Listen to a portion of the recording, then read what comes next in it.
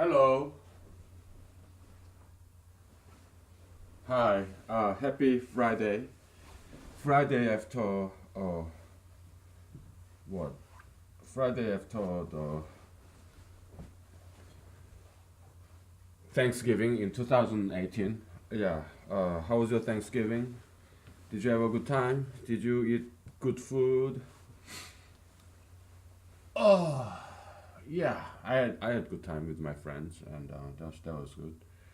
Okay, so let's jump right into it. There was this Harvard law a lawyer who graduated from Harvard Law School, uh, and he happened to be somewhat creative guy, but he died young.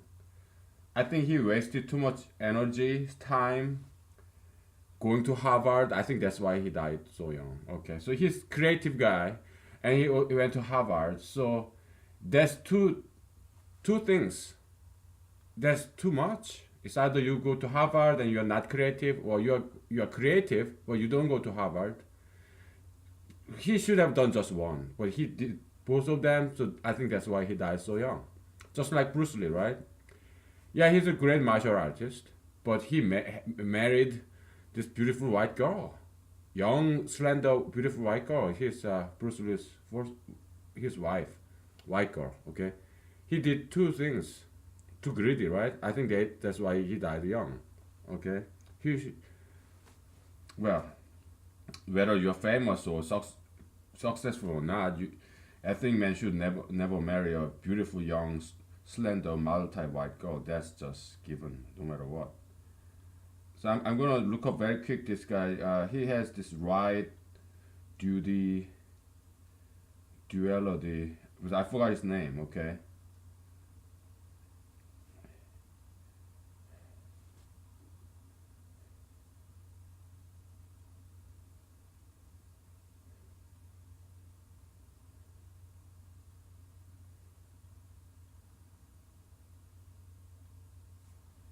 Rights and duty.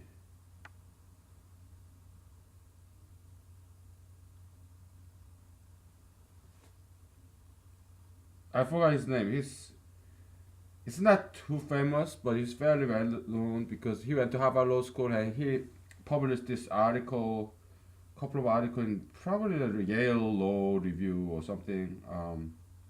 He's fairly famous, but not too famous. But if you're a very knowledgeable jurist, like legal scholar, you probably heard of his name. And gosh, rights, duty, duality. Let's say Harvard. I'm not sure if he published this in Harvard Law School or Yale Law School. There's this guy.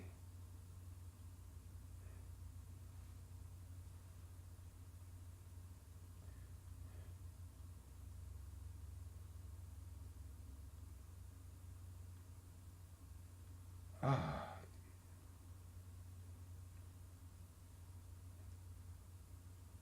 trying to think of his name.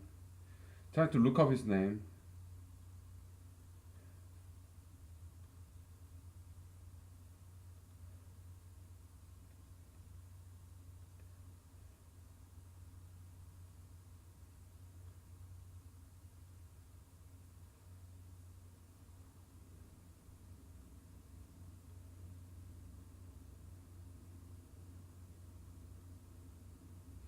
I'm trying to make some variation in the search term because it's not showing up.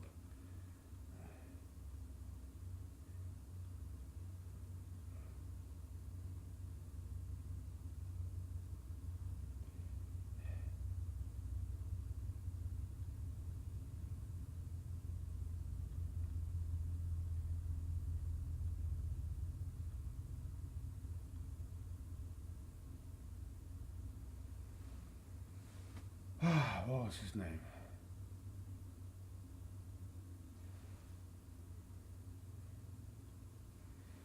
I'm sorry. We cannot waste too much time on looking up this name. Okay. Will come to me. But basically, okay. So he went to Harvard Law School. He graduated, and then I guess he became a lawyer or maybe law professor. I don't know. And then he published a handful of articles about rights and duties and their interrelationship, and that was quite famous in legal arena, in a in law schools. Okay, legal circle.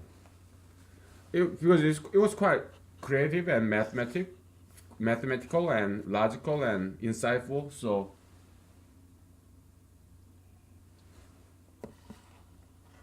but I don't remember his name. Okay, but yeah, I think it was a good idea that had that guy made that analogy. I mean, he pointed out this dual relationship between rights and duty. So, what is a right and what is a duty? So,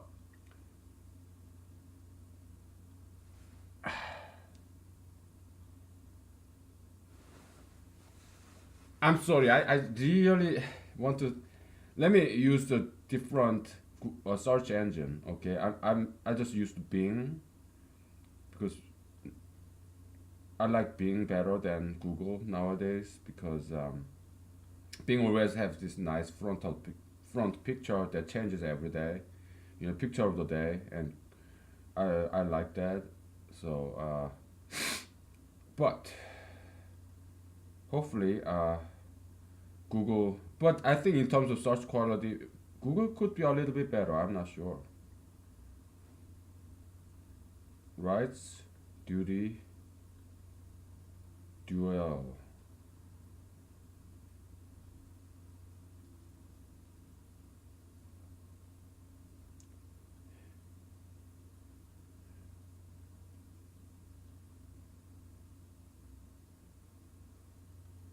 Correlative. Yeah, I think that's the term that he used. Newcomb, David Hofeld, Hofeld, Wesley Newcomb Hofeld. Thank goodness. Yeah, Google. I think Google is better search engine than Bing. It's original, right? So, yeah, now you have this correlative. That's the term. This Wesley Newcomb Hofeld, Hofeldian duality. Yeah, his name is Hofeld. Hohfeld. Okay, Wesley Newcomb Hofeld. So yeah, it's jurisprudence. The study of law, kind of science of law, blah blah blah. Kind of purely theoretical kind of branch of law, study of law. Okay. Yeah. So humanology take adopts that intuition by Mr. Hofeld, ESQ, Esquire, whatever, right? Yeah, we adopt that, okay. But we, whenever we accept some other people's theories, we always modify it, even from Jesus or God, Bible, prophets from Bible or wherever, or Chinese philosophy, Buddhism, like karma, whatever. Many times we rename them and we plugged it into a brand new mathematical equation, and we are going to do the same thing with this Hofeldian duality of rights and duty. Okay. Now, what's the relationship between right and duty? What's the relationship? I'm gonna give you like 5 minutes because it's so important. Okay. Probably Okay. The kind of things we've done all this time. Yeah, it probably is one of those things. Some kind of equation or inequality or whatever. What's the relationship? How would you mathematically model this relationship between rights and duties? Okay, that's our first assignment today. So we're gonna take a break and we'll get back to this. Okay. Yeah, Google is good. Okay, it's great search engine. Not as pretty as Bing, but I think it's probably slightly better search engine. Okay, so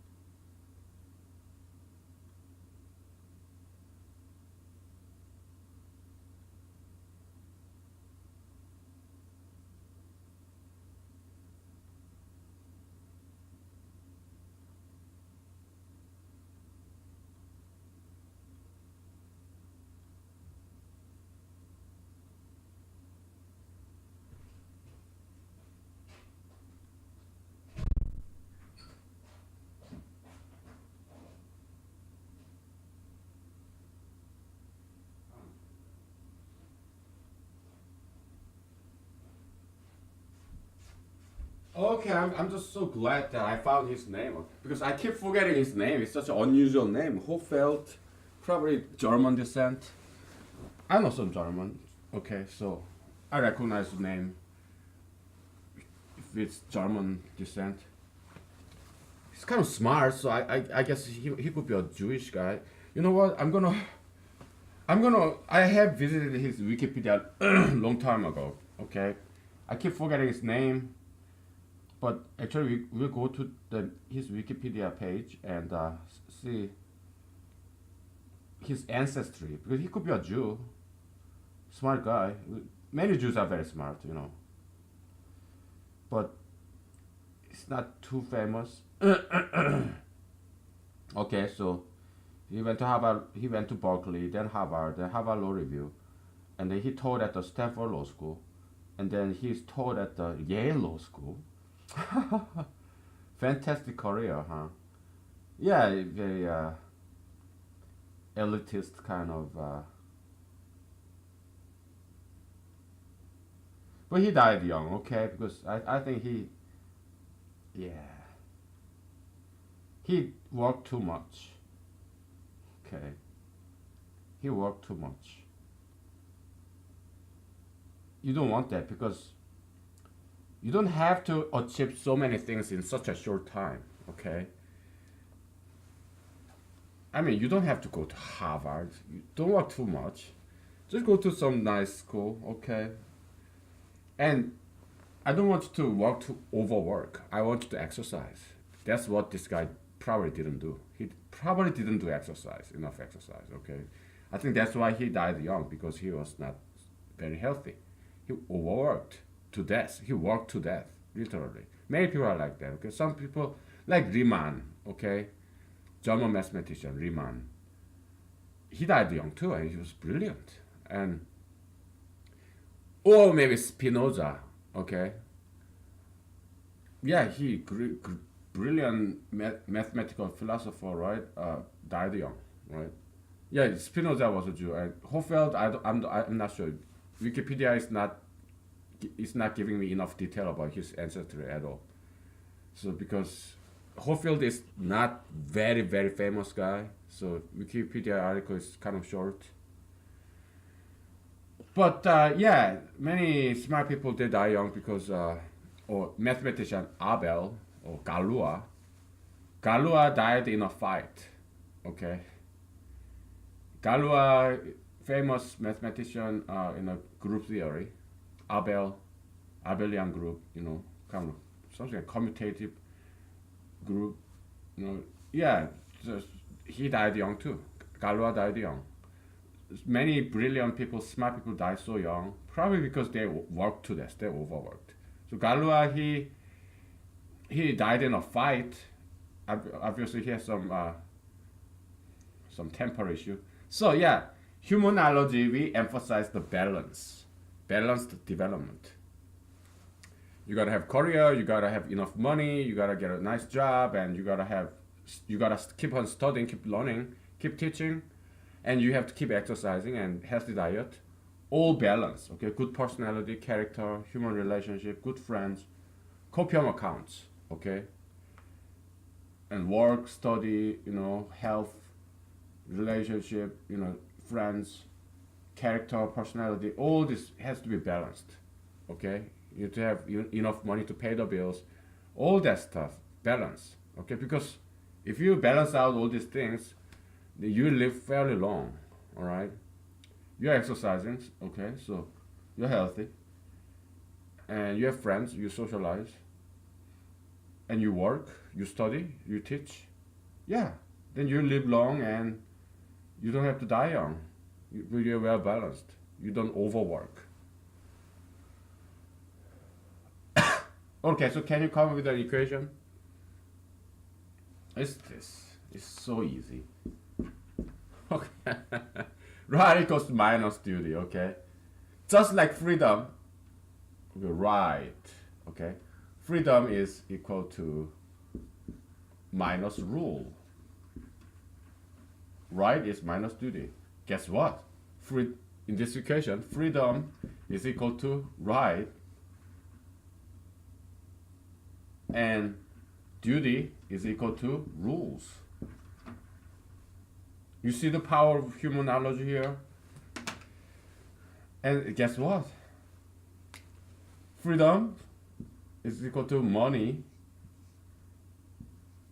Money, dollar sign, money, power, fame. They are all the same thing. Fame, freedom. If it's the same alphabet, then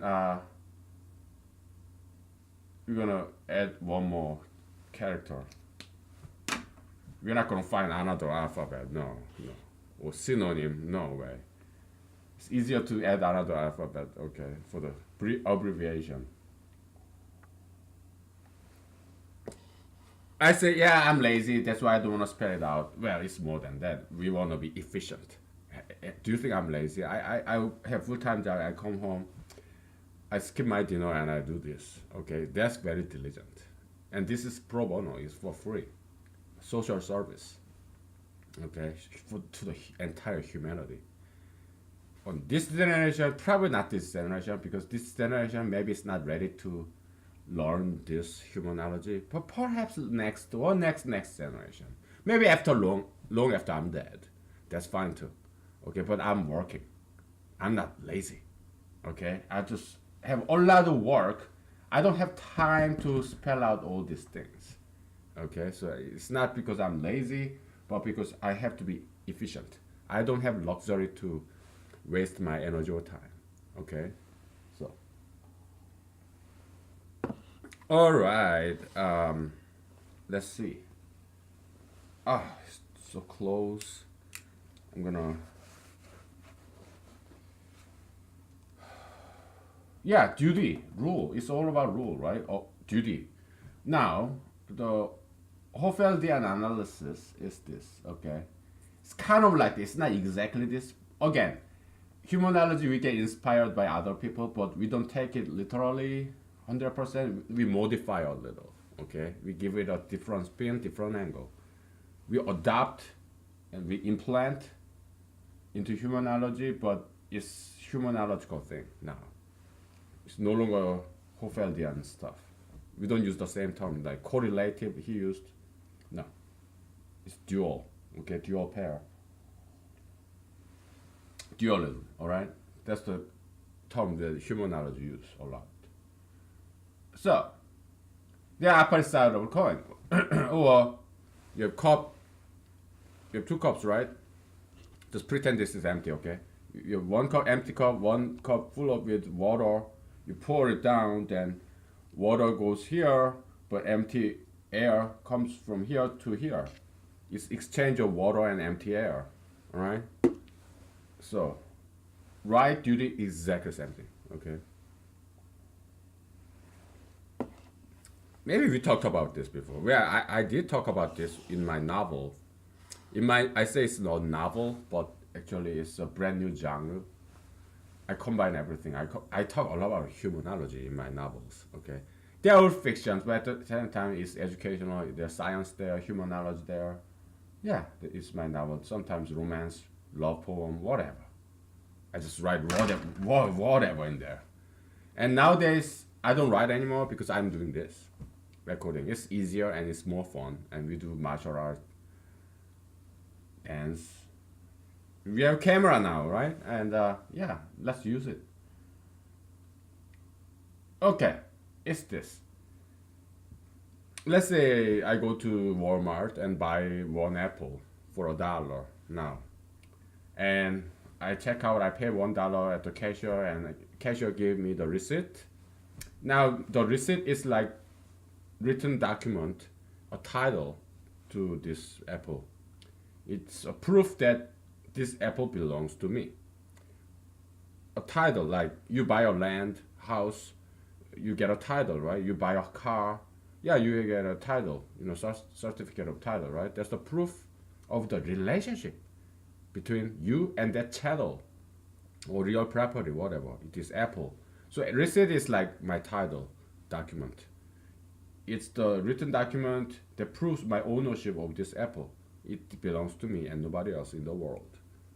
Because I bought it, I paid for it. So it's It's a relational document proof. It defines the relationship between me and this apple. This apple belongs to me. It's pretty certain, I'm sorry. It's my bitch. Okay, this apple is my bitch. I can eat it. I can display it. I can throw it on the wall. Okay, it belongs to me. It's my bitch. I can eat it. I can slice it. I can do whatever I want. It's my slave. My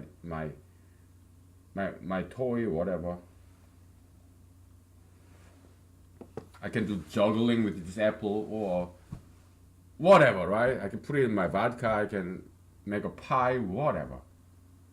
Okay, apple belongs to me. I own this apple, so I can do whatever I want. Meaning, freedom. Okay, I'm free to do whatever with this apple because it belongs to me now. But before I bought that apple, that apple, I'm writing something down before I forget because I want to talk briefly about degree of freedom and tattoos. Okay, but before going there, yeah, before I bought this apple, it belonged to the Walmart because Walmart bought it from this wholesaler or whatever, farmers. So before I bought that apple from Walmart, that apple used to belong to the Walmart. So I am not free to do anything with that apple. Yeah, I can pick it up and put it in my basket and walk to the cashier, but that's it. I'm not allowed to eat that apple because it's not mine. I cannot walk out the store without paying for it. No, I don't have freedom on that apple. I have no right on that apple. So freedom, right is the same thing. Okay, it's different terminology. Okay, different way to look at things, but essentially they're the same thing. Okay, you have an essence like substance, and you have form. Yeah, this vocabulary like right, freedom, power, money, fame. Those things are all the superficial variation of the same concept. Okay, it's a one instance of copium, something of value, something of quantity, right? And it's freedom. Okay, yeah. So that apple does not belong to me before I purchase it.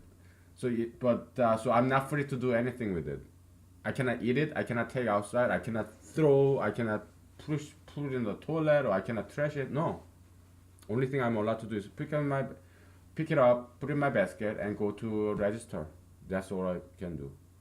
Limited freedom. Okay. It's not a freedom at all. You're following the rule. That's the only thing you're allowed to do. So you have no freedom. So minus freedom means you multiply by -1 here, right? Minus freedom, because I'm not free to do anything with this apple yet. So it means positive rule. Okay, so I have to abide by the rule. I picked this apple up in the Walmart display. Then my next step would be maybe shop some more, but eventually I have to go to the register before the Walmart closes that day. All right. Okay, so this degree of freedom and tattoos. Okay, or piercings. It's this. If you are not tattooed, yeah, you can body paint, right? And then erase and paint with different color, different shape, then erase, then paint with different color. So you have more degree of freedom without any tattoo. But if you have tattoos, you don't have any freedom anymore. Why? Because you have tattoos here. You cannot change it. You cannot erase it. You cannot override it with some different figures or different colors. No. So now you are a slave of this tattoo. You're stuck with it. Less degree of freedom. Okay, so tattoo piercing is not about freedom. No. Ideology of tattooism, piercism, is taking away your freedom. Just like Jesus said, if you are a sinner, now you are a slave of that sin. Humanological way of saying the same thing that Jesus said 2,000 years ago is this. If you subscribe to this ideology, then you're a slave of that ideology. This ideology limits your freedom. It takes away your freedom. Okay, so there's predatory ideology like gayism, tattooism, piercism, lesbianism. Yeah, you all look the same, right? You just cover yourself with tattoos, right? Or you become gayist, lesbianist, then everybody recognizes your style because your identity is wiped out. Gayists, lesbianists, they always have the same exact style. So that's why people recognize, oh, that person is lesbian, that person is gayist, instantly. You don't, there's a term called gaydar. No, you don't need that. Everybody knows because they have one and only one style. Oh, I'm gay, I'm flamboyant and I walk and talk like a girl. Or if you are lesbian, oh yeah, I'm a girl, but I have short hair, I'm obese, and yeah, I walk and talk like a dude. So you know what I am. Okay? So their individual diversity, identity, freedom is wiped out. Their identity, diversity, freedom, individual diversity, individual identity, individual freedom, wiped out. Okay, so gayism is a satanic ideology, predatory. All it does is self contradiction, lies, lies, lies. It's not about identity. It's not about diversity. It's not about freedom. Okay, it's absence thereof. All those good things, because ideology possess this person, erase all the identity, individuality, and you are a lesbian and you are nothing else. Okay, so it's not about diversity. Lesbian, they all look the same. There's no diversity. There's no individuality. There's no identity. No, the only once you subscribe to lesbianism, you being lesbian is your only identity. It's not your identity. It's the identity of the ideology swallowing up your individual identity in order to strengthen its own ideological identity of lesbianism. Okay? Yeah. It's beautifully said, isn't it? I mean, beautifully formulated. Humanology is something very beautiful. In my mind, humanology is a godsend. Okay, it's a God's gift to humanity. Okay. Well. Anyway. So yeah, I'm just a messenger. Okay, I have nothing to do with this. Humanology is God's gift to you, just a messenger. So don't kill the messenger. Don't hate the messenger either. You wanna hate God? Well, I don't recommend that either. Don't hate anybody. Okay? And don't kill anybody either, please. Don't kill me, don't hate anybody, and don't kill. Well, you cannot quite kill God, so yeah, don't kill anybody. Still, it's too close. Oh boy, it makes me dizzy. All right, we talked about this tattoo piercism, gayism. Yeah, it limits the degree of freedom. Okay, it's not about freedom. It's about depriving your freedom. Okay, those toxic ideologies, and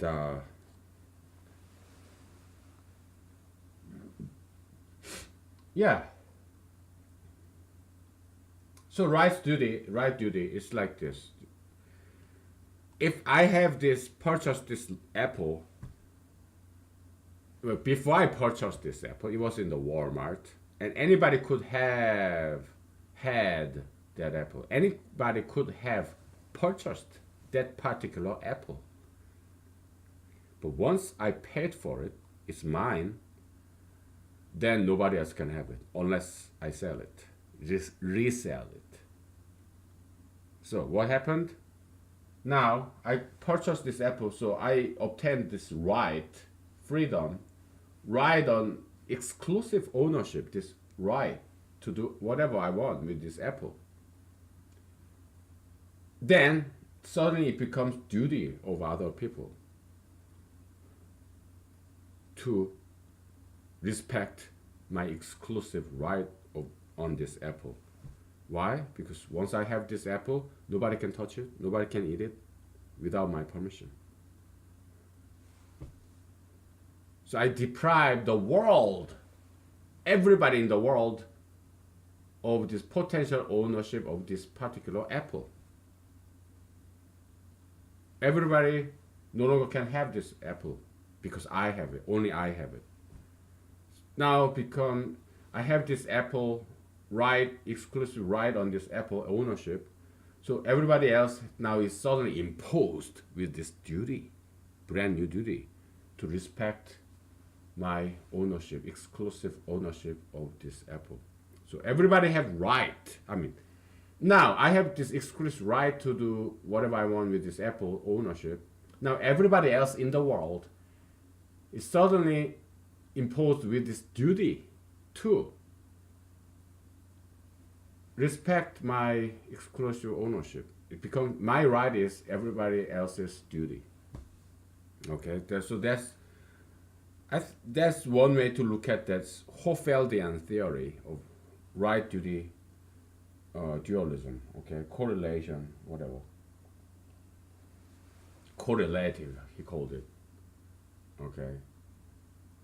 I mean, it's a nice word. It's a pretty word. It's a beautiful word, but in humanology, we don't care about this fancy stuff. Why? Because we are too busy. Okay, we are covering the entire universe. We use Occam's razor. We want to be as simple as possible. We are stingy, miserly, because we cannot afford to make some fancy this language like correlative. Nah. He got that attitude from Harvard and Yale and Stanford, I guess, being an elitist. Oh, I want to look pretty and I love luxury. No, we don't have luxury in humanology. We are like ghetto. We have to be as efficient as possible, and we don't give a fuck. Humanology is very ghetto, okay? I am ghetto. I'm very much ghetto. That's why I don't get any girlfriends. Okay. So, rights and duty, okay? So, my right on this apple is everybody else's duty. I have right to do whatever with this apple. I have complete total freedom with this apple.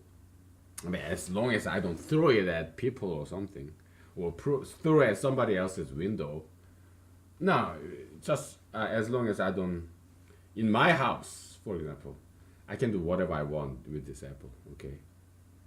I can commit a suicide with this apple if it is ever possible. How would you commit a suicide with the apple? Maybe you just,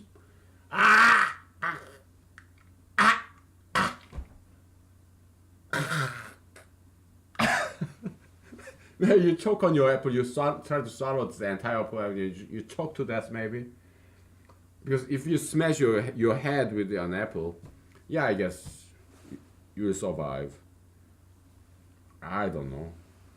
Never tried, so I hope you nobody has tried to commit suicide by apple, okay? Please, don't. Don't commit suicide. Suicide is not good, okay? It's like murder, okay? Killing yourself. Don't do it. Okay, so yeah, I'm sorry if I'm joking about suicide because many people who's maybe family member or friends, maybe they died from suicide. I'm sorry if my joke about suicide by apple offended you. I'm sorry. Hey, but come on. You cannot make an omelette without breaking a few eggs. You cannot make a joke without offending a few people in the world, okay? So let's not be like strictly about that, okay? So yeah, and everything that happened in your past, happened to people in the past, please forget and move on, okay? Just move on. Don't get offended by every single thing that people say, okay? All right. So, right and freedom, okay? So my right becomes everybody else's duty. Okay? Because, do you know why?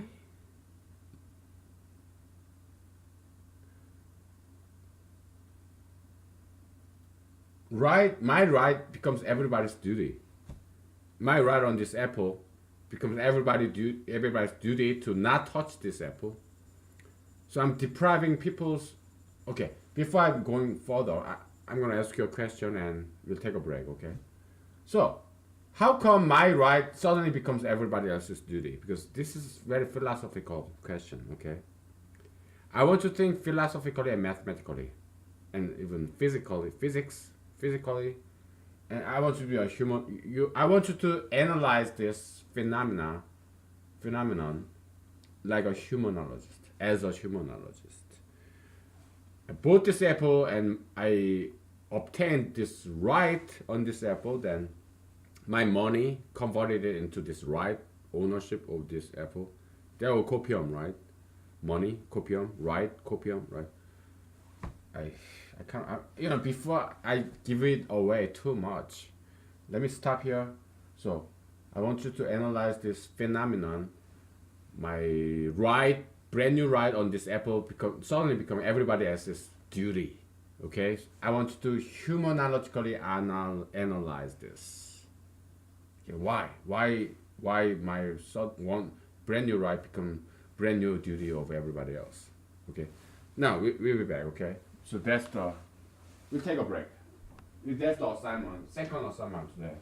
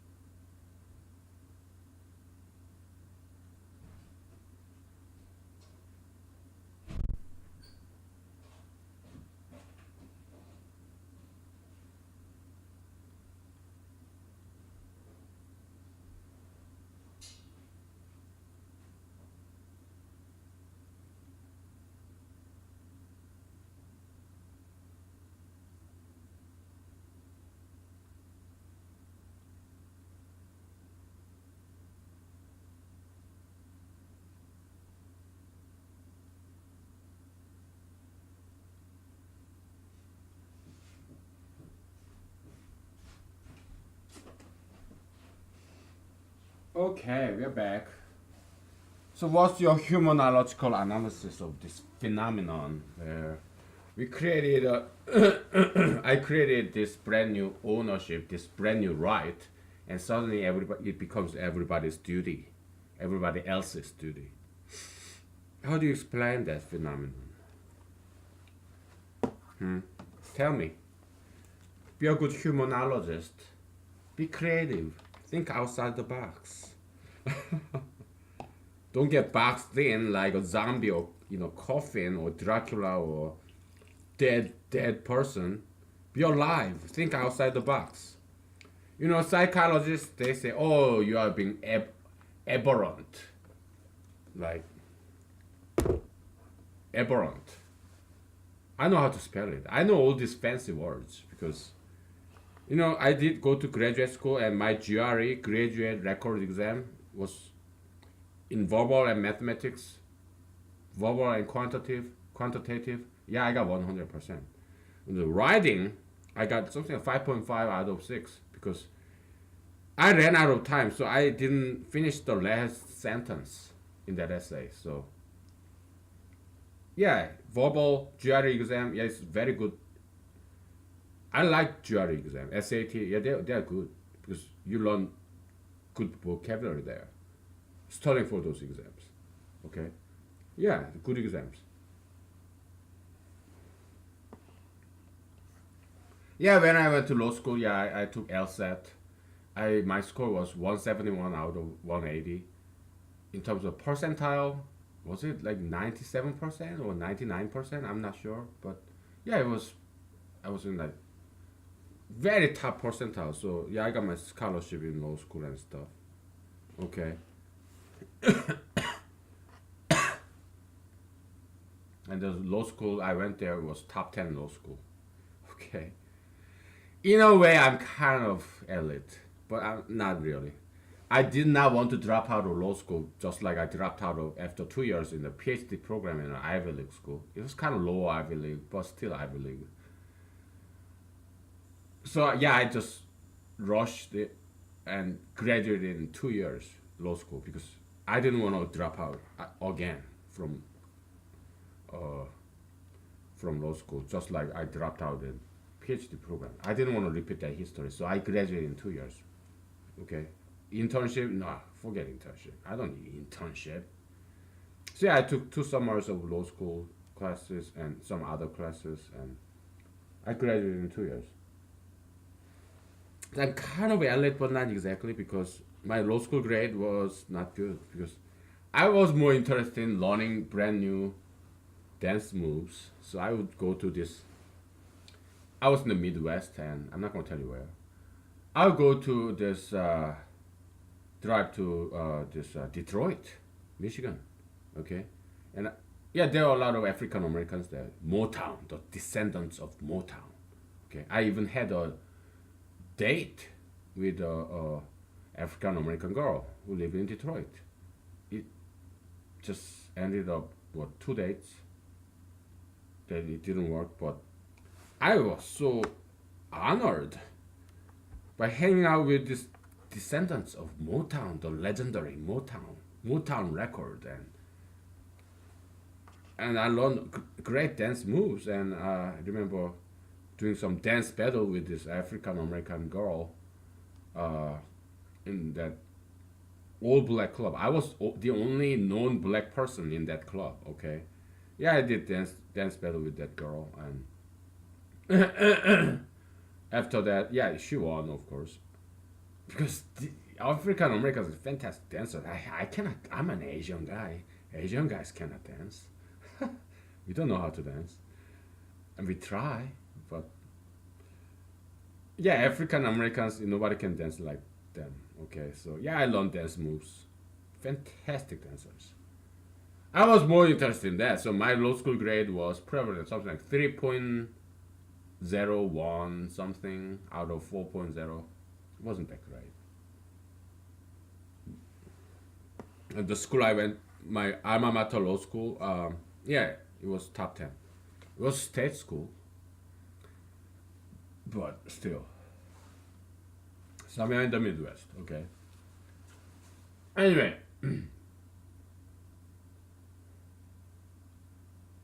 why are we talking about this? I guess I'm just giving you extra time to think about. But if I'm talking my these funny stories, interesting stories, Maybe you cannot quite think, huh? I'm sorry to distract you, but just wanted to give you some more time and have fun. Okay, so yeah, it's this. Okay, right is a copium. All right. So it right is a copium. So freedom is a copium. Money copium. Power, fame, they're all copium. So it obeys the natural law about copium. What is the first law of copium dynamics? Do you remember? Well, I give you time. I'll let you have 10 seconds to recollect, reminisce, remember. Was the first law of copium dynamics. What's the first law of thermodynamics? It's a hint. I'm giving it away, man. The law of copium preservation, copium conservation, right?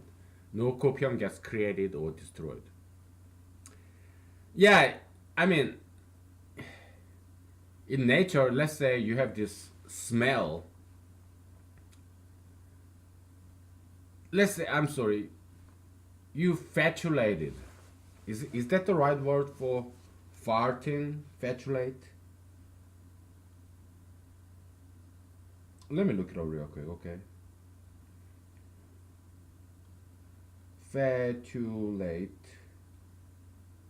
Flatulate, I guess. Flatulate? Yeah, flatulate. You flatulated, you passed some gas, you farted in your room. What do? You open the window. So basically it's a gas, right? Your intestinal gas. You pass the gas and it smells bad, so uh it's molecules, right? Like nitrogen, whatever, some organic molecules, gaseous molecule. It does have mass, weight, okay, 0.000000001 milligram maybe. I don't know.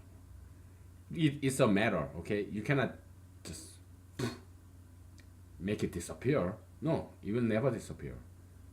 That's the first law of thermodynamics. Energy mass conservation, right? You cannot create energy or mass. You cannot destroy it either. But you can disperse it by opening your window. Two ways. You open your window there, window over there. Yeah, so it disperses outside your house. Then it's as if, or for all practical purposes, as if it just disappears. But technically, it does not. It just gets thinner in density.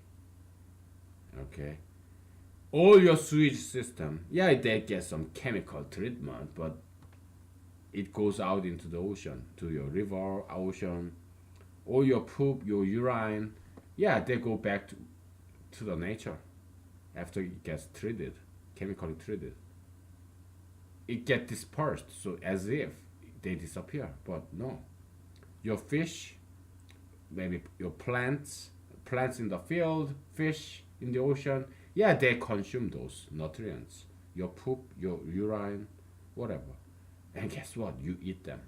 The plants, fish, yeah. So you are eating your own poop and urine. Okay? It's just they get dispersed, but they don't disappear ever. Yeah, you fart, okay, you open the window, it's as if they disappear, but they get just dispersed, less density, that's all it is. So, positive copium, negative copium, you have some bad memory, you have some bad argument with somebody at work, or with maybe your friend, or with some random stranger you met in a shopping mall, whatever. You have some bad memory, but over time it gets dispersed. Negative copium. They don't disappear, but it does get dispersed over time. That's where this maxim comes in, kicks in. Time heals. right? Time heals everything because you forget. Okay, so yeah, it gets dispersed. This negative copium, this bad memory, yeah, they don't quite get destroyed or disappear completely, but for all practical purposes, they disperse over time, long period of time. So for all practical purposes, it's as if they disappear. They do get destroyed. Okay, that's why all this psychoanalysis, this Freudian psychoanalysis, like, oh, you should not repress your memory. That's all baloney. That's wrong theory. Okay, because if it's something that happened very long time, yeah, you forget. Time heals. Okay, because all this negative copium they disperse over time, over this space of time. Okay, along the axis of time. So there's no point of dredging up your old memory. Okay, no, it does not affect you anymore. Why? Because you moved on, and you should move on. Okay, don't get caught up in this trap of the past. Don't let your past bind you or restrict your freedom and block your progress. No, don't let it. Okay, you have to forget, forgive, forget, move on. Look into the future. Don't look back. Okay, so psychology they are doing exact opposite thing, and actually it was not a brand new phenomenon. It existed in the Old Testament. Some minor prophets, small prophets in the Old Testament, they said, you turned medicine into poison. Well, of course, one man's poison is another man's medicine, right? But, yeah, all psychologists, psychology, psychiatry, they are supposed to be medicine to heal people. But that's not what they are doing. They are poisoning people. Okay? By all this flawed psychologism, like Freudian analysis. Oh, talk about what bad things happened to your past. You have this sexual trauma or whatever trauma, some abuse, violence, and guess what? That's what's affecting you right now. Wrong. They don't know what they're talking about. No, the distant past, it does not affect you. All right? No, it doesn't. Okay? And you should not let it affect you. But all these psychologists, psychiatrists, they have wrong knowledge. They are not evil people, but they are infected with this devilish misknowledge, wrong knowledge, falsehood. Okay? They're trying to tie you back up to that bad past that you had like 2 decades ago. We all have bad past. Doesn't matter, okay, you have to move on. But they're trying to ruin you. The psychologism by tying you back to that bad past that you already forgot or try to forget. Okay? So psychologism is a Satan, it's a devil, it tries to ruin you. They are ruining you. Psychologism, okay? Psychologists, psychiatrists, unfortunately, they are the instruments of the devil, of psychologism. Okay, so they cannot help you, no. They can only ruin you. Okay, so, oh boy. I wish I can read. I wish humanology one day see its light of the day and start saving people. I wish, but I'm doing all I can. Okay, I'm doing all I can. Anyway, let's go get back to this discussion. Uh yeah. So right is a copium. So freedom, power, money, fame. They're all copium. Okay, meaning that they're instances, examples of copium. So they must obey the law of copium conservation. So copium cannot be created or destroyed. Okay, so it's like this general law of gravity, right? This is a mass. This is a weight. It has mass, like 2 grams, 3 grams. Yeah, they're all instances of this mass weight. So they are examples of different masses. That's why they have to obey this universal law of gravitation. Like F is equal to G times m1 times m2 over r squared. Okay, the law of copium conservation, same thing. Fame, money, power, freedom, right? They're all copium. Okay, they have something of value and quantity. That's why they will obey the laws of copiums. And first law of copium dynamics is copium law of copium conservation, which says copium cannot be created or destroyed. So when I purchased this apple, I converted this copium of $1 into right ownership of this apple. Okay, but at the same time, this right of ownership is more than that. Okay, I have this total freedom about this apple. At whose expense? Everybody else except me. Okay, I have exclusive right on this apple. I just deprived everybody else's right, potential right on this apple. Now that this apple is mine, nobody else can touch it or eat it or play with it. They cannot do this juggling with it. I'm not good at. I'm not a good juggler. I don't know. Juggling apple, okay.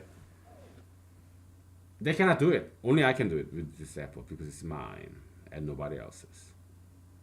All right. So this exclusive right of this apple comes from everybody else's in the world. I just deprived everybody else's right. They no longer have any right on this apple. Why? Because I took it away from them. Duty is absence of right, okay? It's negative right, okay? Duty is absence of right. So I took everybody's right and transferred it to me. Copium transfer. Transfer of rights. Okay, this apple is just a medium. It's a copium channel, okay? So I just took away everybody's right on this apple and took it to me. Okay, I'm taking away everybody's rights and possess it, all those rights, all to myself. I'm monopolizing this apple ownership. Okay, like a marriage, right? So there's this beautiful, young, hot Korean American girl, right? I marry her. Nobody can have sex with her. Only I can have sex with her. So I deprived every man's right to have sex with her. The potential. I mean, they don't have right to have sex with her because it's her body. That's her right, right? But yeah, I married her. She's mine and mine alone, and so nobody else can even date her. I guess every man have right to ask her out, but she can reject. But maybe at least they have right to ask her out, but not anymore once I marry her. Because I have this marriage certificate. That's the title. Okay, she's mine, and I'm hers. So yeah, I'm not free to date any other girl anymore. No. I would have to violate this moral rule, anti-promiscuity rule, anti-adultery rule. It's a moral rule. It's not a law. Okay. Let's say I cheat on her. So she and I are married, Korean American couple, right? And I start sleeping with other girls, and she start talking about my adultery to other people.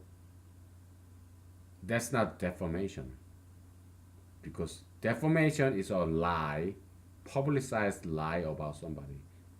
It has to be false. But if she talks about my adultery, sleeping with other girls, that's not a lie, that's the truth. So it's not a defamation. Okay, so I cannot sue her for ruining my reputation. Why? Because it's the truth. Okay. I mean, there's this invasion of privacy, like okay, there's this nice acronym in tort law, um, publication of private fact, something like publication of private fact, POPF, something like that, something like that, private information. Yeah, yeah. Me having sex with other girls, yeah, it's kind of private, you know. It's okay. Say let's say I married this Korean girl, and I'm gonna make a joke. Okay, so because I'm naughty, I'm playful boy. Okay, I married this Korean American girl, and then it's been like 3 years. So you know, I see all. Yeah, you're beautiful. You're cute. You're a beautiful girl, Korean American girl. But I for three last 3 years. Yeah, you're what? You're 27. You have your great job, great career, and you're slender. You have natural breasts. You're not flat chested. You're natural breasts, and you have big eyes, and you are powdered lips, and you have stylish and all. But after 3 years of sleeping with you, having sex with you every single night, you know, I'm fed up. Okay,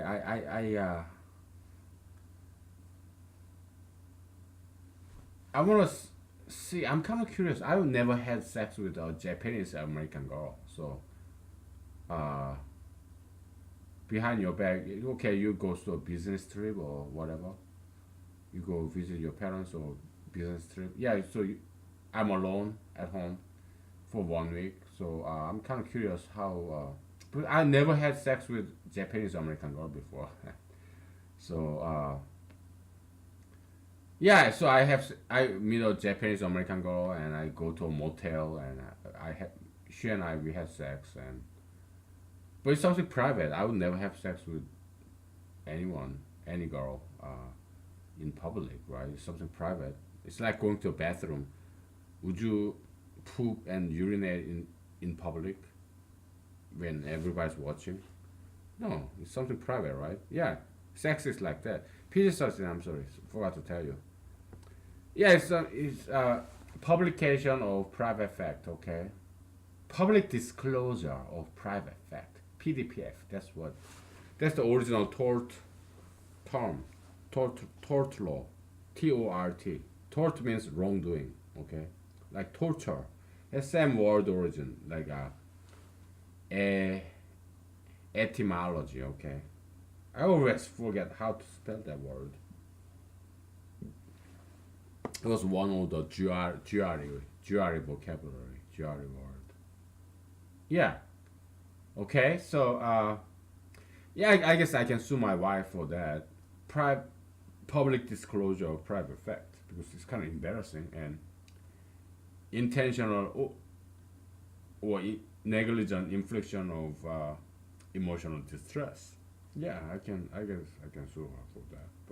But it's not defamation because defamation is about false statement about somebody. It has to be false. It has to be either a lie, intentional lie. You knew it was all lie. You knew it's false, but you did it anyway in order to hurt his reputation or his feelings, whatever. Or it was false, but you're not careful, so you're negligent. You're not quite sure whether it was false or not, but you publicize it anyway. Negligent infliction, I neg- infliction of emotional distress, NIED or IIED, intentional infliction of emotional distress. Or yeah, so defamation, IIED, NIED, this public disclosure of private fact, PDPF, yeah, they're kind of very related. It's tort law, okay. Yeah, it's interesting. I enjoy enjoy studying law school. Okay. Anyway, so we'll take a break, okay, and we'll keep talking about this because this is a big rights and duty. My goodness, this is humongous application. Because humanology is a human about society, even economics, physics, chemistry, universe, everything. But this thing is big. Okay, this so Hofeld, Mr. Wesley Newcomb Hofeld. Yeah, he tackled on something very important. So we humanology we appreciate his contribution to humanology because right duality is something big.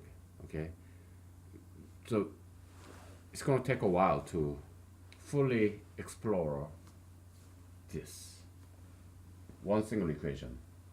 R is equal to minus d. Okay, one single equation is a huge application in human society. Okay, politics, society, sociology, law. Okay, criminalism, whatever, gay marriage. Okay, many things. Okay, so we continue on this. We continue. We'll take a break. Okay.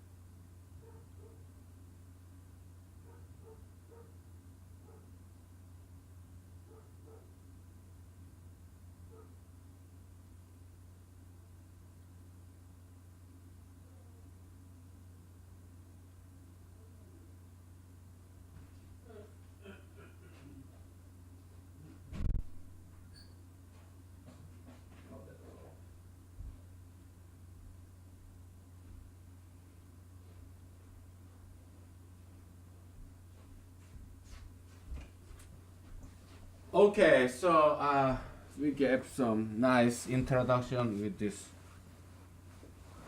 I guess, humanological Hofeldianism. Humanological Hofeldism.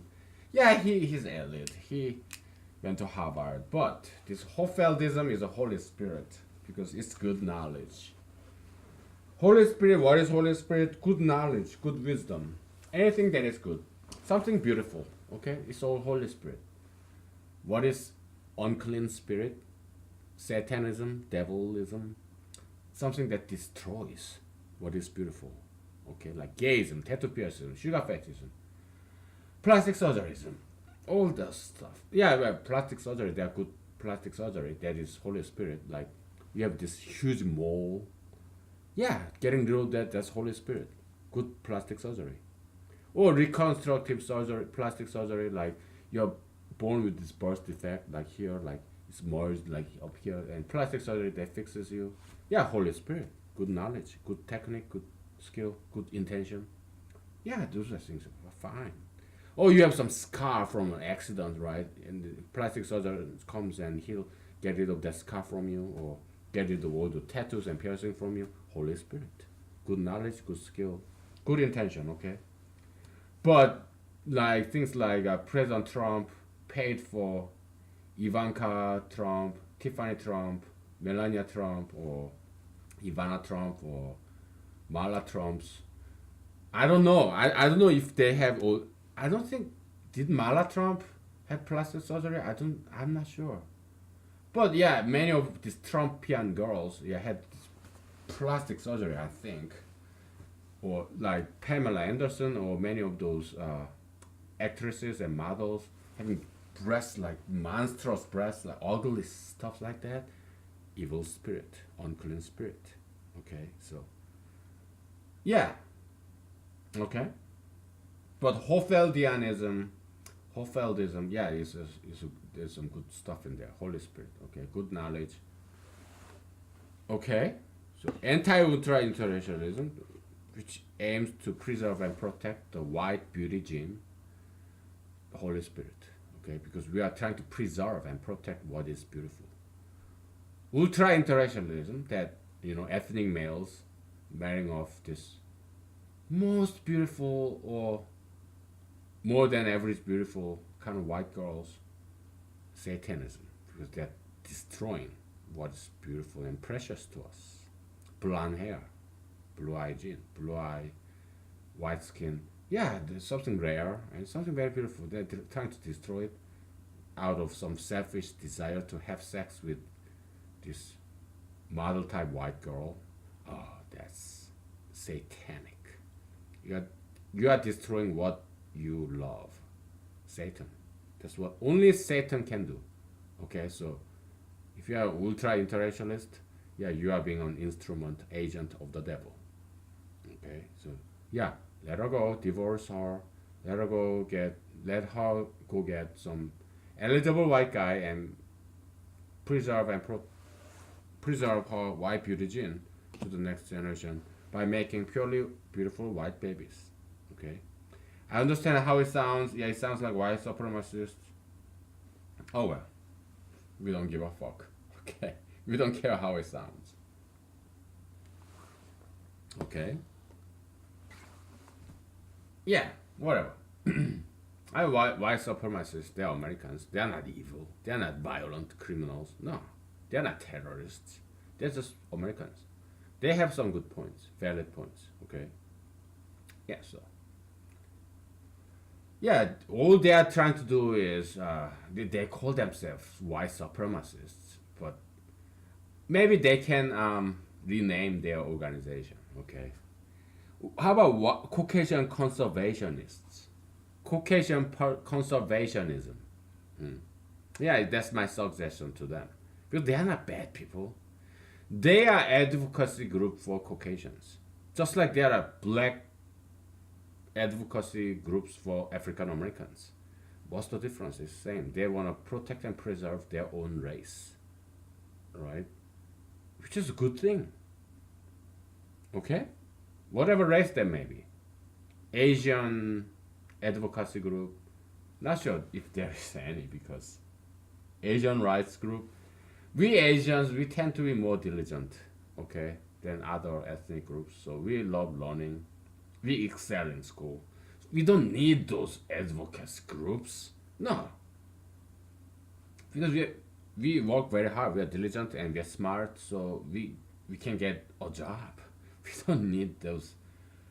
Oh, civil rights. We don't need that stuff. Okay, we can stand up on our own 2 feet because we are valuable employees. Okay. Yeah, we have no problem getting hired. Why? Because we went to school, we studied hard, and we proved our values. Okay, so we don't need all those political advocacy group. No, we don't need it. Okay, but I mean, back in the days, in the 1950s, 1960s,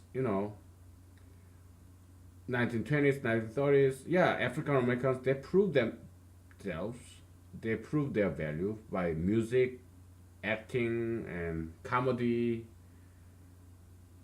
dancing. So, yeah, they gained American white people's trust and appreciation. They earned it. All right. Yeah, all these white people. Oh, they looked at all these African Americans and wow, look at all those fantastic music like soul, jazz, rhythm and blues. Later on, like hip hop. Okay. Yeah, African Americans proved themselves, and all these athletes, black African American athletes in basketball, football, baseball, boxing, Muhammad Ali, or Mike Tyson, and the entertainment. Yeah, Michael Jackson. Little Richard, and you know who's that guy? Da, da da da da da da da da da da da da da da da Chuck Berry. Okay. Yeah. Okay. Yeah. I I don't remember all the names, but yeah, they're fantastic. Or even Motown. Okay, Motown. In Michigan, Detroit, Michigan. Fantastic African American actors and singers and dancers. Okay. So anyway. Okay. So right and duty is this. Okay. Once you have right, you're not just creating a right, your right out of thin air. No, it comes from someone else. Okay. Of course, it comes from your own labor and your own money, but at the same time, that's the die dualism. Okay. Yeah, it kind of strange, right? So humanology is it's easy, but it's not that easy. Okay, you have to understand dualism. Okay, you have plus minus, plus minus. I'm sorry.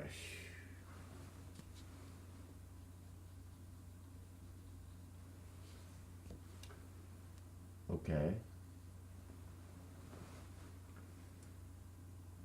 All right. So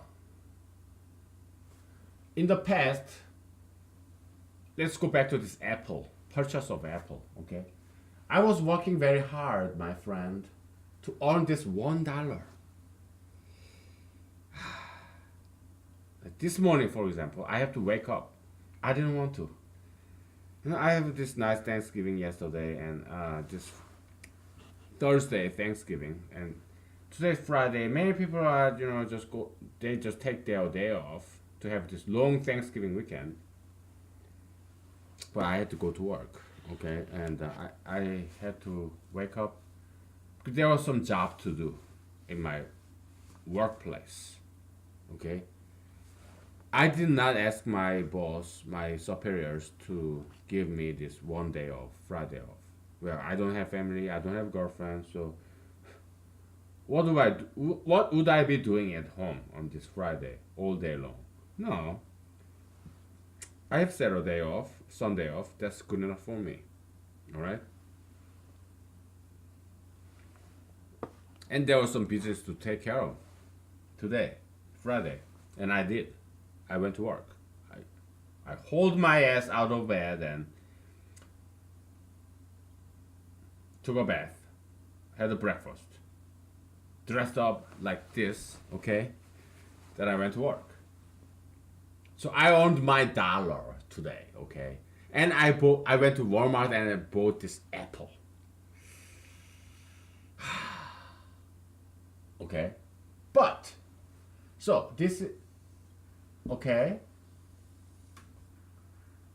This is like happiness. Y axis is happiness, x axis is time. Okay? So this morning, today earlier, I had to work. When you guys, you're just sleeping at home. You took your day off. You Friday after what? Black Friday, whatever. Friday after Thanksgiving. Yeah, you idled. Okay. This morning, this afternoon, early evening. you enjoyed happiness. You're happy, but I wasn't. I suffered. I went to work. I had to wake up, get out of my bed against my will. It caused me a great deal of pain and suffering. So I got off work at like 5 p.m. and then I went to Walmart and now I earned $1. Dollar, yeah, I earned it. I worked so hard for this $1. Now I purchased this apple. Okay, you may say, oh, you're aberrant. You're crazy. Why are you shaking your hand over $1 one apple? You're crazy. You have mental disease. Aberrant. Aberration. You're abnormal. This is why I'm telling you, you need to get out of this psychologistic mindset.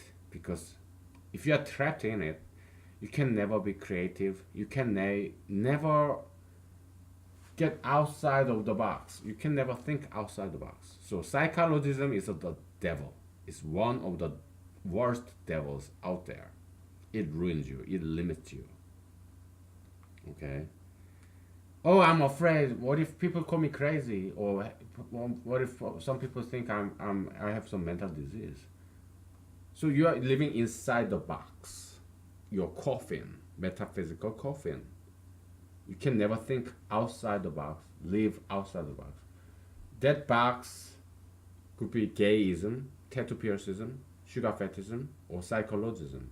It's all devil, evil, that ruins you, that confines you, enslaves you, possesses you like a demon, right? So that's why all these unclean, evil ideologies, we call them demons, Satan, spirit, evil spirit that possesses you. Okay, it owns you, possesses you. So you tell everything it says. You have no longer freedom. Okay, so you are wrong if you say, "Oh, homosexuality, tattoo piercing, it's all about freedom." No, it's not. Okay, it's devil deceiving, lying, and fooling you. Okay, so we humanologists, we are here to exercise you. We are here to rescue you, free you. Okay, so all right, let's get back to this discussion. I told you there are a lot to talk about. Okay, yeah, there are a lot. So yeah, earlier today, okay, let's say this zero is like 5 o'clock, zero in time. Okay, 5 o'clock, before 5 o'clock, yeah, I was hard working at work, and you were just idling at home. Friday after the day after Thanksgiving, right? I get off work. Now I have money to spend. $1. I earned my $1 and I bought Apple. You? You're just resting at home. You used up your money because you're just eating, sitting, idling on this Friday. You used up your money previous day to buy all this food, so now you're starving.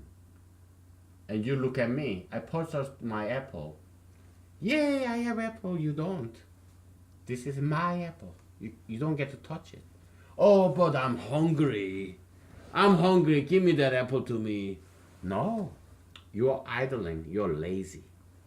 But I was diligent. I suffered. I earned my apple. Okay? Alright, so this positive copium, okay? This didualism is dual pair. Plus minus upstairs and minus plus downstairs. And plus minus on the left side and minus plus on the right side. Didualism. 4. Okay? There's two pairs, horizontally and vertically. Okay? So this Tai Chi symbol in the Eastern philosophy, and we have this x and y axis in the Western mathematics. We're combining the West and the East. Okay, that's the beauty of humanology. Okay, so yeah, didualism. Okay, maybe once in my lifetime, I'm gonna spell it out for you. I hate doing this. Just for you, okay? Dualism, okay? double dualism, didualism. Di means two in Greek, I think. I hate spelling out stuff. Okay. Just for you, baby. Just for you.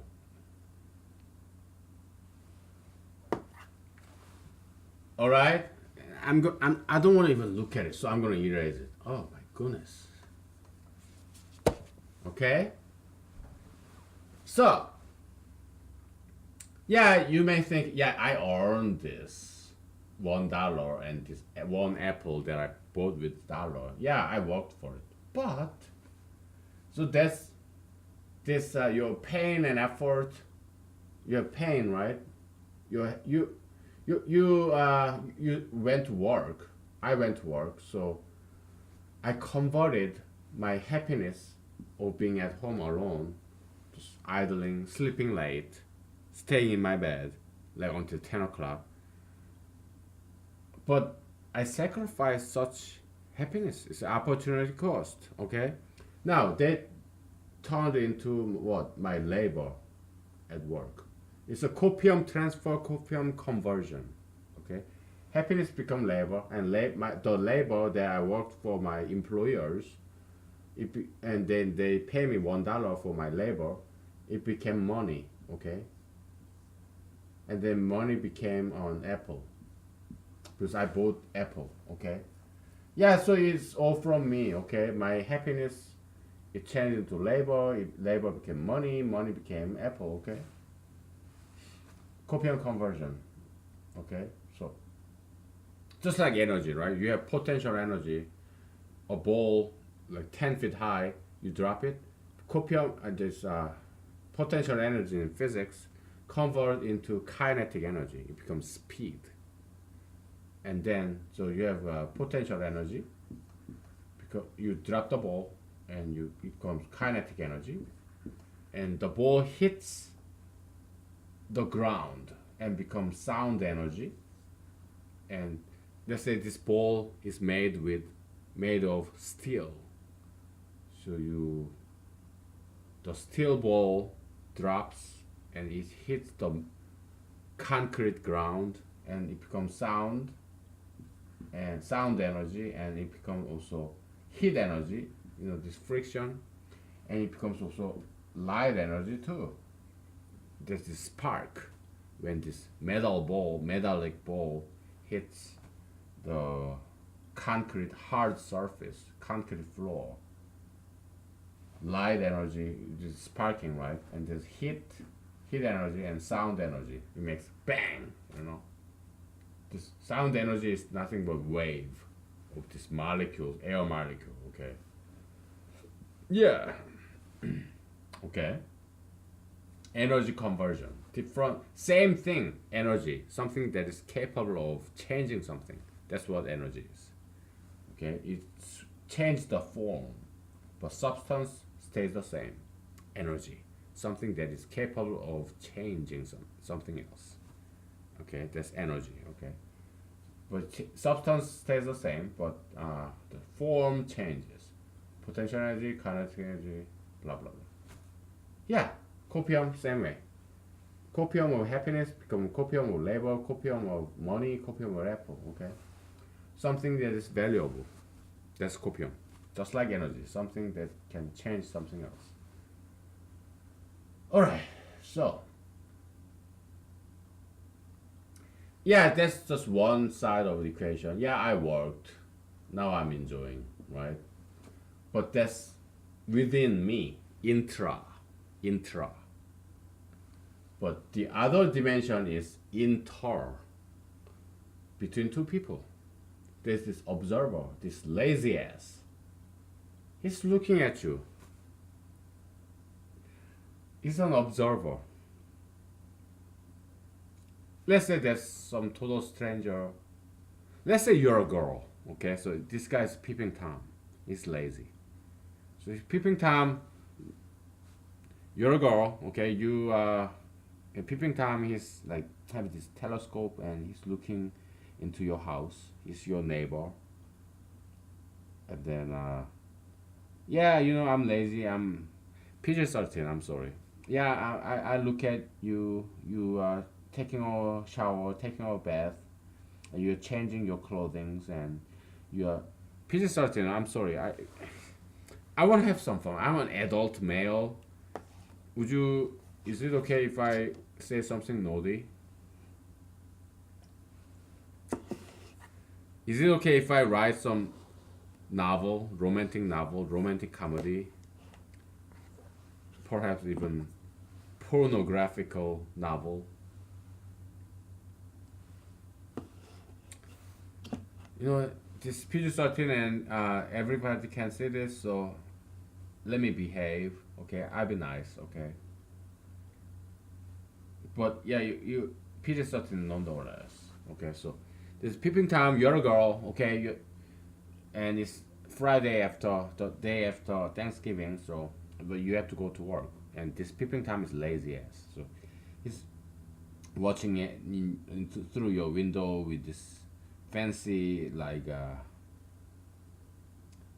night vision telescope. So he sees you with a black and green. Okay, he can see you, and because this guy is lazy, peeping tom because he inherited $1 million from rich uncle, whatever, right? He got all the money, but he's not working. So it's Friday after Thanksgiving, so he's watching you in this fancy, expensive night vision goggle telescope, right? It's early in the morning.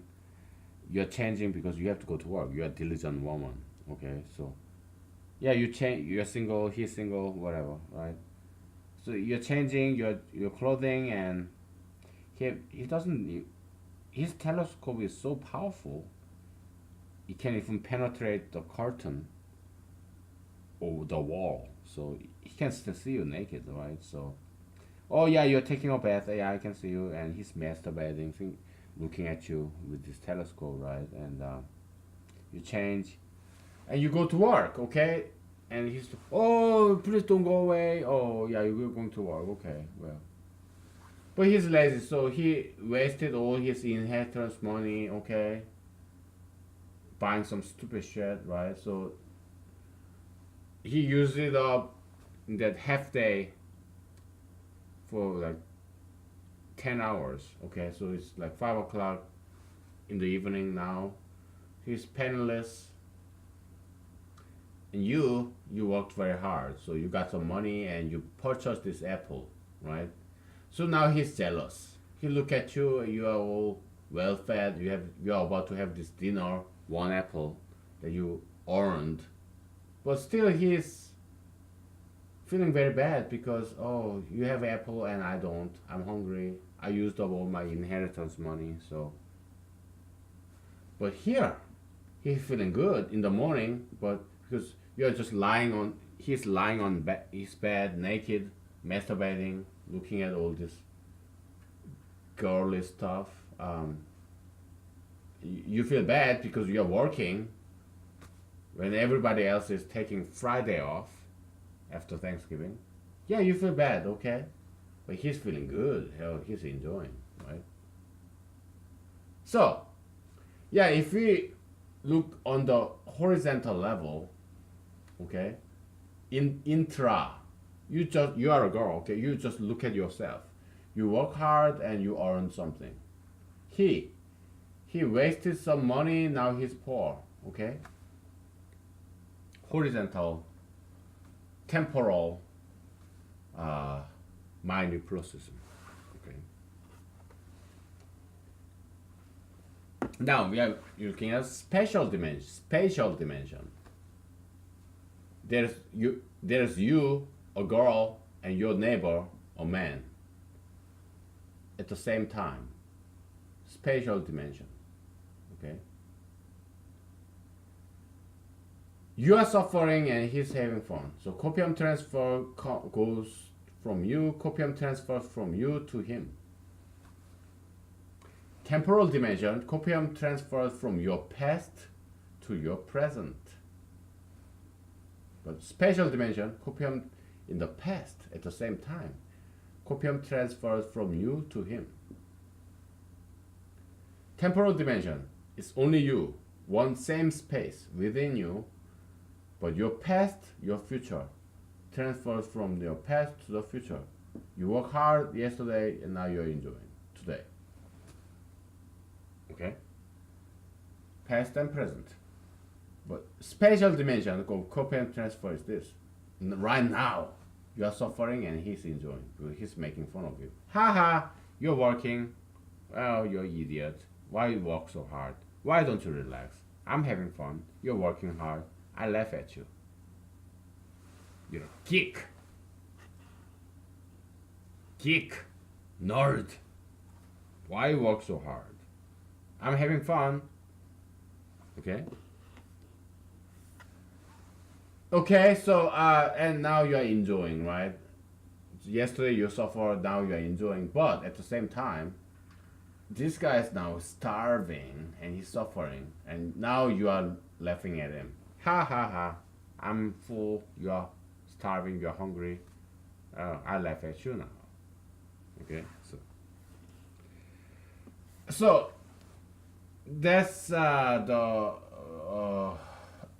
model of didualism. It's like this. Okay, let's draw another thing right here.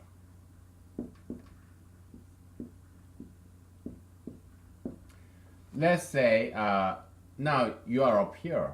You are a borrower, and down here is a lender. Okay.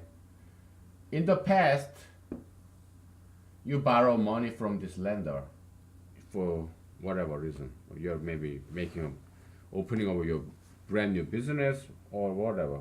Student loan, home loan, car loan, whatever, right? So yeah, you're borrowing money from this bank lender. So you got all the money. Later on, you pay it off. So now, yesterday you borrowed some money, so you have $10 with you, and your lender bank have negative $10. But tomorrow, you're paying it off. You're paying it back. So you have $0. Okay, well, you have 10 more dollars now because and bank have 10 less dollars, but yesterday, but you borrowed from bank. But tomorrow you're paying it back, so you have 10 less dollars, and bank now have 10 more dollars. You have time and space. Yesterday, at the same time, is a special spatial transfer of copium, $10. Bank give you $10 yesterday. Tomorrow you are paying it back. You are returning the $10 to the bank. All right, so that's the didualism. Here is same thing. It's exactly same. Okay, so yes, yeah, you purchased this apple, right? Because you work very hard and you earn your own dollar, and you are now enjoying this shopping, and you have one apple.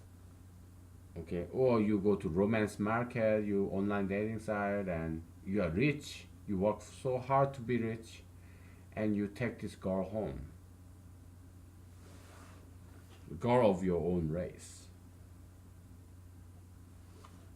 Okay, because we humanologists, we are very moral. Okay, so yeah, you go home with this girl, and but you are happy. Why? Because compared to your past, you've been single all this time.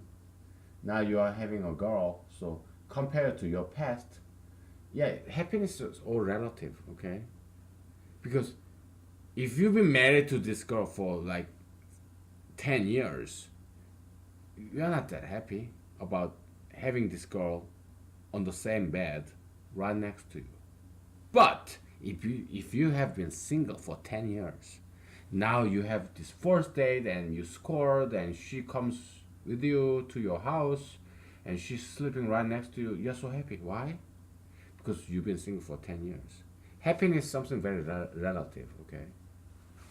But so yeah, you marry her tomorrow, and 10 years later, Yeah, you've been sleeping with her for 10 years. So 10 years from now, would you be that happy? Would you be as happy as this date 10 years ago? The very first time you had sex with this girl? Probably not, right? So, yeah, the ideal minor processism. Happiness relative, okay? You've been single, you've been suffering. Now you have a girl next to your bed in the same house, your house. Now you're happy, right? At the same time, yeah. Ah, man.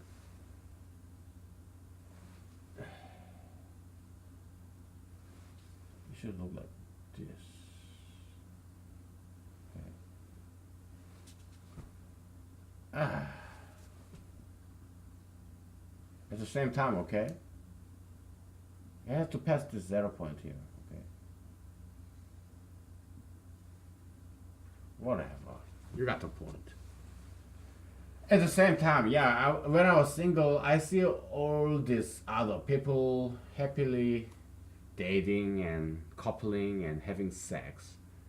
I feel like I'm the only guy who's not having sex. All the other guys, they're having sex. They have girlfriend. They have their wives. Sometimes I have no girls. I'm suffering from this being single, and I look around everybody with somebody.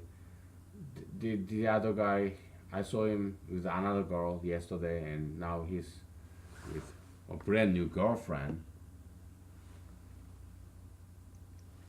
So this guy obviously having sex with multiple girls, when I'm not having sex with any girl at all.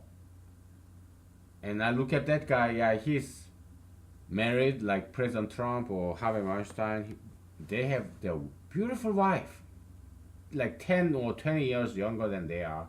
They're former model, former actress, but he's still having sex with other beautiful girls when I don't get any at all. I'm just single. I get no girls, and some guys get multiple girls. Yeah, I feel bad. It's relative, okay? Relative to other people. Okay? There's a spatial analysis. At the same time, but different space. Me and other people, other guys. At the same time. But later, yeah, I finally have a girlfriend, okay? And this President Trump, Harvey Weinstein, yeah, they all go to prison, whatnot, and they get defamed. Not defamed, it's the truth. It's just their reputation get ruined because they were adulterous, promiscuous, okay? Yeah, but I was moral, ethical, okay? So now I'm enjoying. I have one girlfriend, and yeah, I'm having sex with her, and but monogamous, moral way. But all these other guys who was promiscuous, well, they got STDs or their reputation got ruined. Yeah, sucks to be them, but I'm having fun with this one girl that I got. Okay. All right. So, yeah. I can you see all this? Is it too far away? We'll take a break, but I hope I'm not just saying all this without you understanding anything that I say. Whatever. Yeah, I think you can see all this. Okay, so yeah, one half, right? The other half, lower half, upper half. Okay. Minor plussism, didualism. Okay. Pluminosism, minor plussism. Okay, so.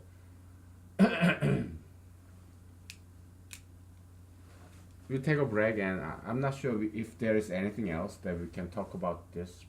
Yeah, maybe next time, maybe, because there are so much things to say about this. Okay, so yeah, Hofeld, what, Wesley Newcomb Hofeld, Mr. Hofeld, Professor Hofeld, Hofeld Esquire, ESQ, ESQ. Yeah, he's a good contributor to humanology. Okay.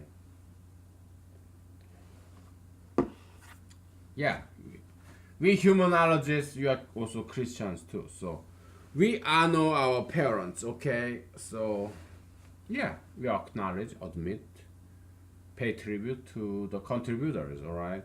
So we'll take a break.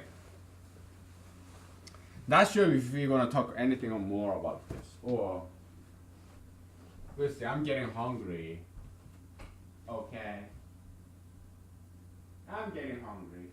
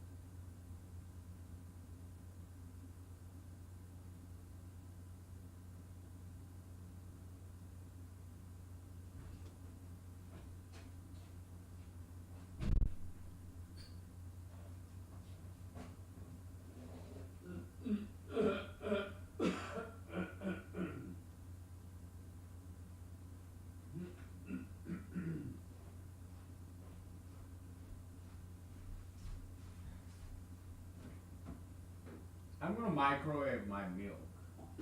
Okay. 'Cause, I need to eat something. I'm hungry. Getting hungry.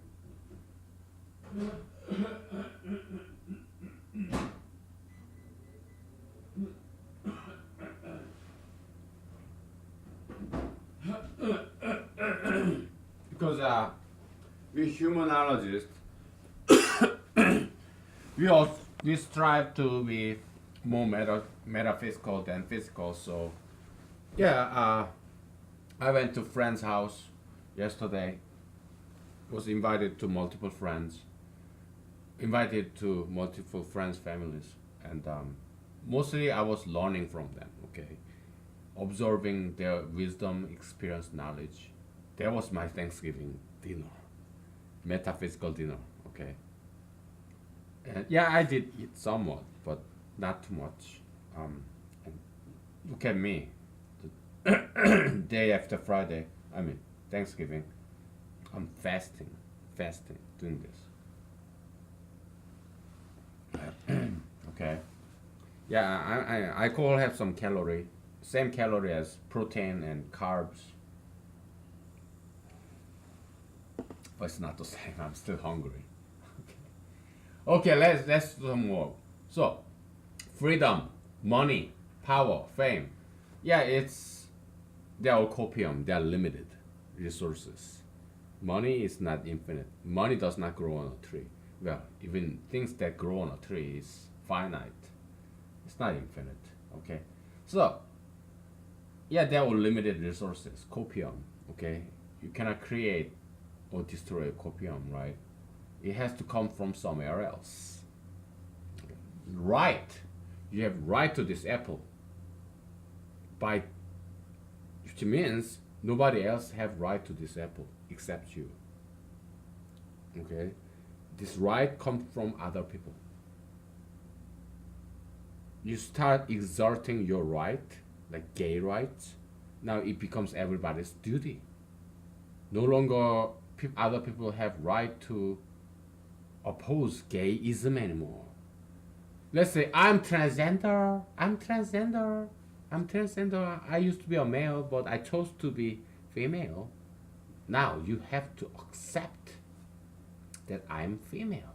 When you address me, you shall use female pronouns like she, her, herself. I, I just deprived your freedom by exerting my right. My freedom to be a transgender comes from you. You no longer have freedom to call me as a man or he or his or him. No, you don't have such freedom. You have to obey me, my ideology of transgenderism. My right comes from you. I took away your right. I reached out to you and grabbed your right, your freedom, and I swallowed it. Now your right, your freedom is mine because I took it away from you. Transgenderism, okay? Gay rights, gay marriage, same thing. Yeah, I married a man. I'm a man. I'm not a transgender. I'm just gay man. And I married another man. Now you have to accept that this is a legitimate marriage. Okay? You cannot say you oppose gay marriage. You have to recognize this is a legitimate marriage. I'm taking away your religious freedom, your constitutional right to speech, your religious right, constitutional First Amendment right.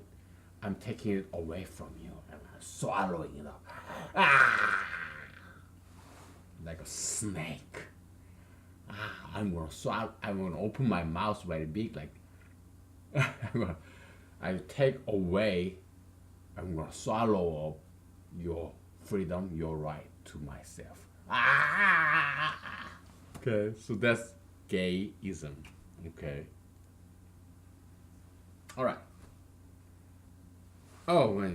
I'm trying to entertain you. Okay, it's humanology. Yeah, we are not like other academic discipline.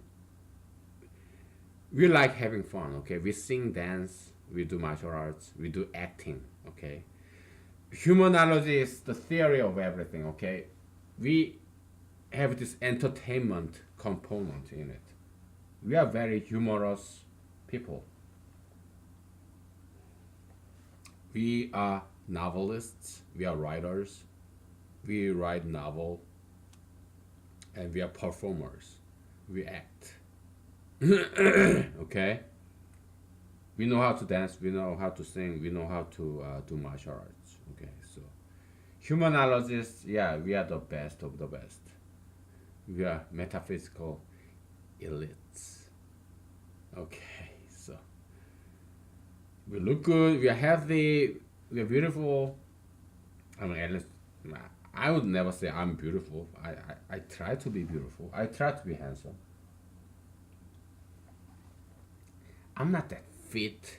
I have this 3 inches of fatty layer in my. If I grab my belly like this, I have pot belly, but I have to suck it in. Ugh. I try, okay? I try. I try to dress nice. Yeah, it's all from thrift shop, second hand. So I got no money to buy brand new clothing. But I try, okay?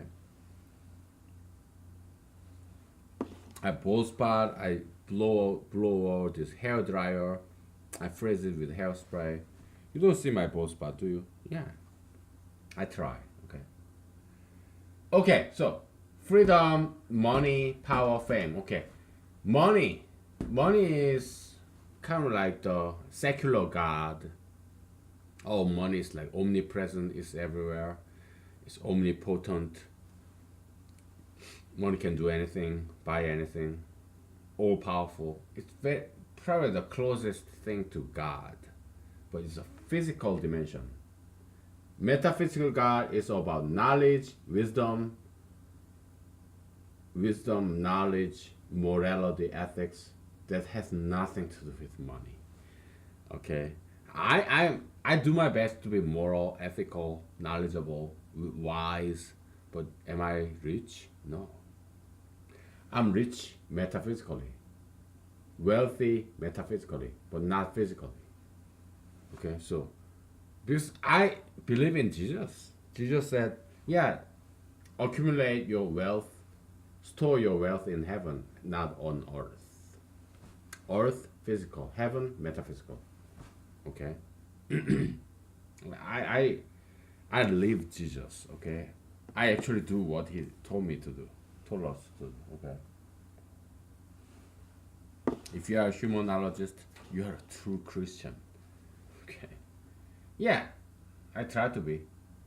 But yeah, money, if you have a lot of money, $1 million, you can go to fancy places, like fancy clubs in Manhattan, in DC, Los Angeles. I've never been to those places. I couldn't afford. I've never been rich. Okay, but if you have money, you have freedom to go to anywhere in the world. You have money to buy airline ticket to Bahamas or Florida Keys, whatever. I've never been there. I've never been to Hawaii. If you have money, yeah, you have freedom to go to those places. And you can also go to poor places like dive bar in Alaska, where all those poor people go to. All the single guys go to. Yeah, you can still go there if you are rich. You can go anywhere. You can go to expensive places or poor places. Why?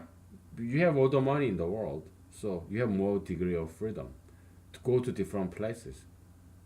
But if I'm poor, I cannot go to expensive places. I can only go to McDonald's, Subway sandwiches, okay, cheap Chinese restaurants. But if you are rich, yeah, you can go to cheap places and expensive places. If you are poor, you can only go to poor places. So more money, more freedom, more degree of freedom. You can go to different, more places. Oh, what if somebody know you are rich and they mug you? Well, you can disguise yourself as somebody very poor. Okay, some cheap clothing, and yeah, you can still go to poor places. Poor places. Money, power. Yeah, more power. You are the president of the United States. More power, more freedom, right? Because if you are a subordinate, the bottom layer, underdog, like I am, you don't have much freedom at workplaces. You do what your bosses, your superiors tell you to do. You don't have any freedom to do your own thing. Okay, you have to obey. That's what I do. I mean, that's how I pay my bills, right? But if you have power, if you are your own boss, you are an employer. Nobody tells you what to do. No, you tell them what to do. Okay, so more power, more freedom. Okay, more rights. Now, fame. Same thing. Okay, you're famous. Yeah, you're famous, meaning you have power and money. Okay. What is fame? Well, people's memory, brain, it only have limited memory space. Just like your computer. What, 1 gigabyte memory space. You cannot remember everybody. Not everybody can be famous because people, they have limited memory. They cannot remember everybody. Okay, so it's a limited resource, memory, copium, quantifiable, and it's valuable. Your memory space, the space in your brain, even the space in your house. Space something very limited.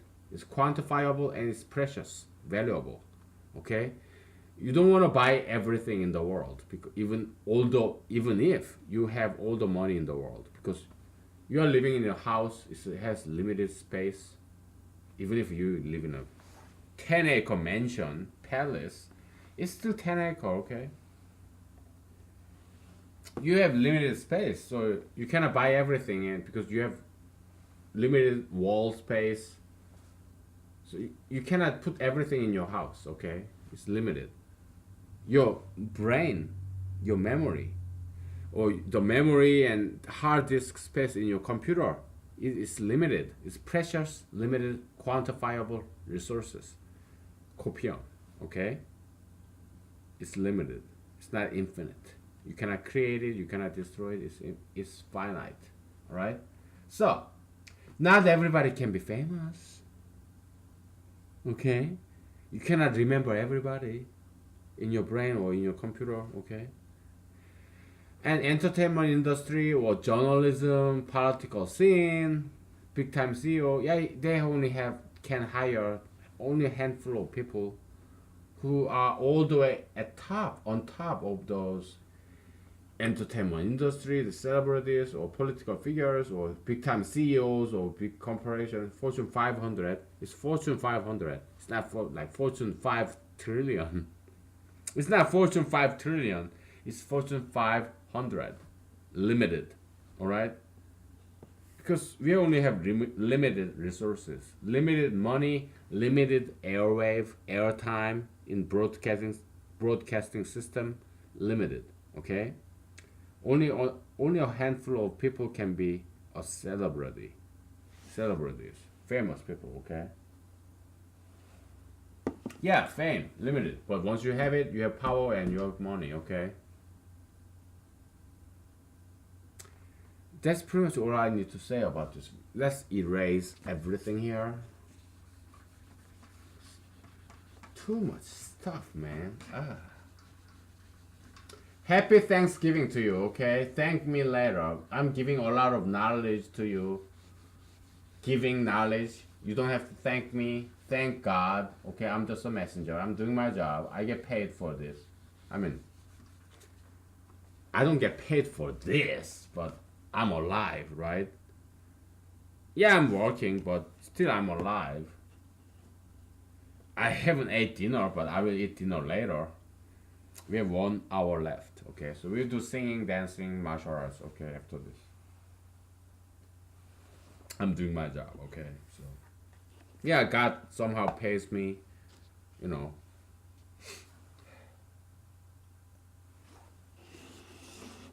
Okay.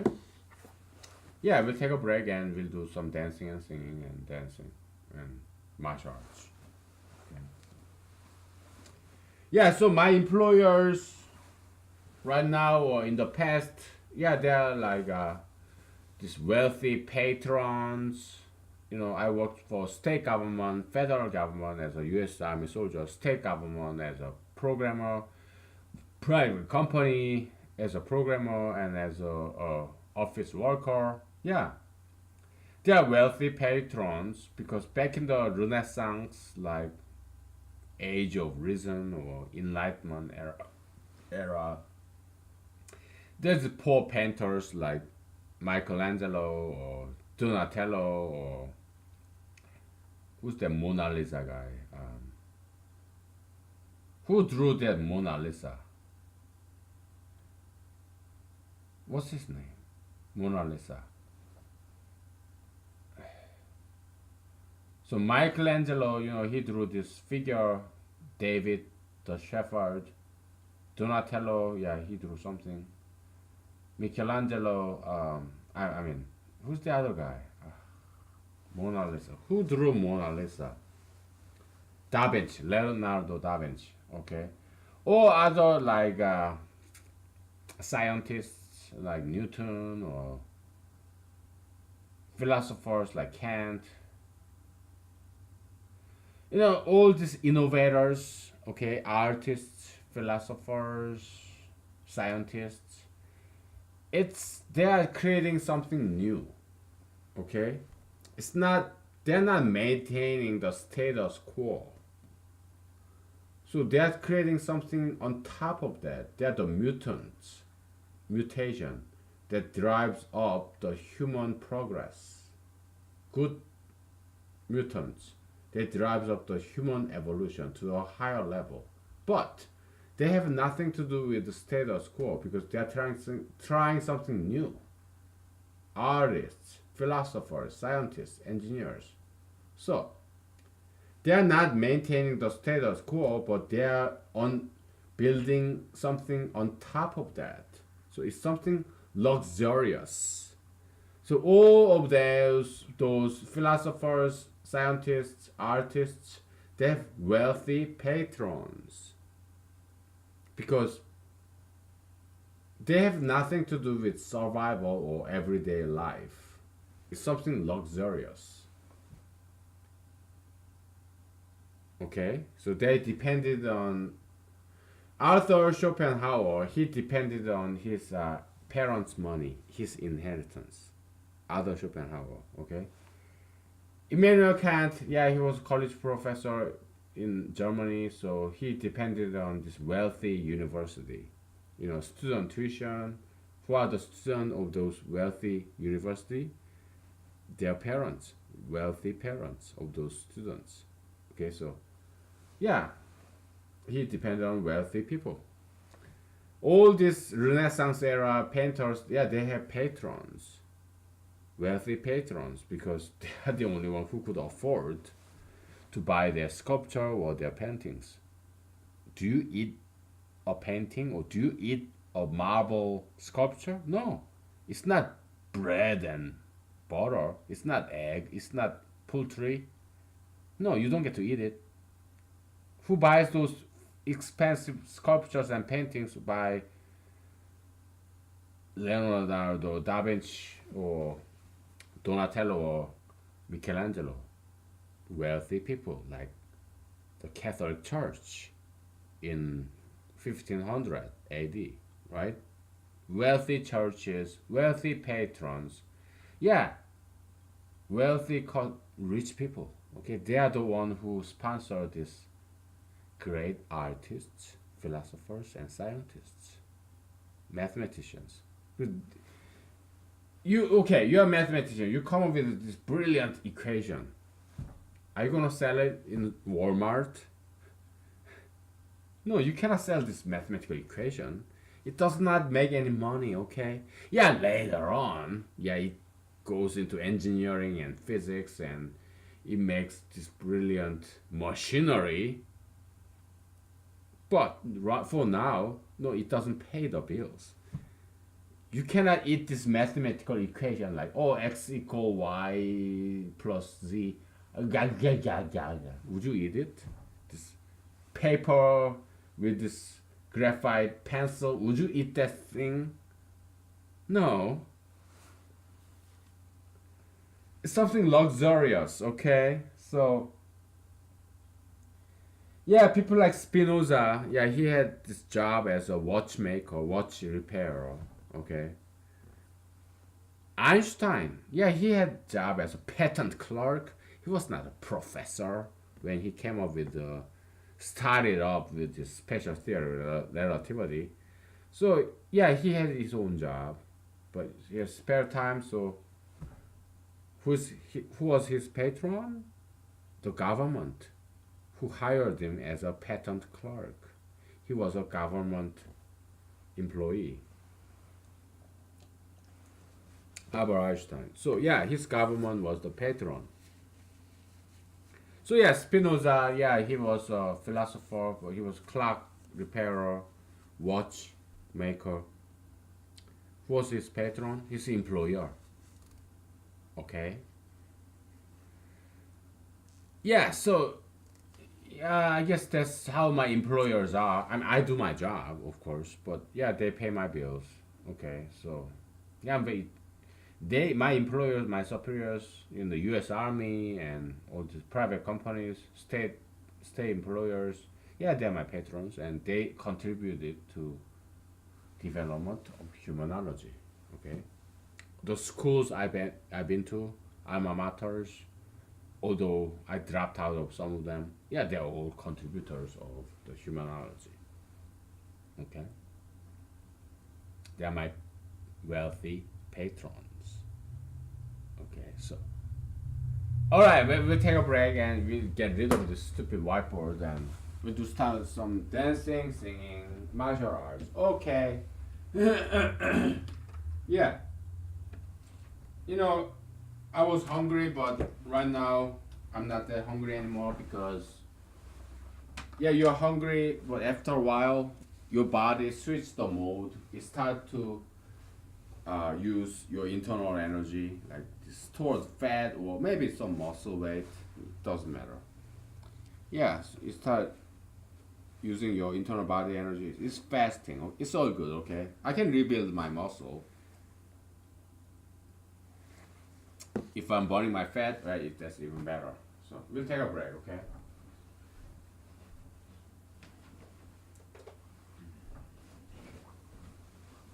Let's get some oxygen because we're gonna get very physical.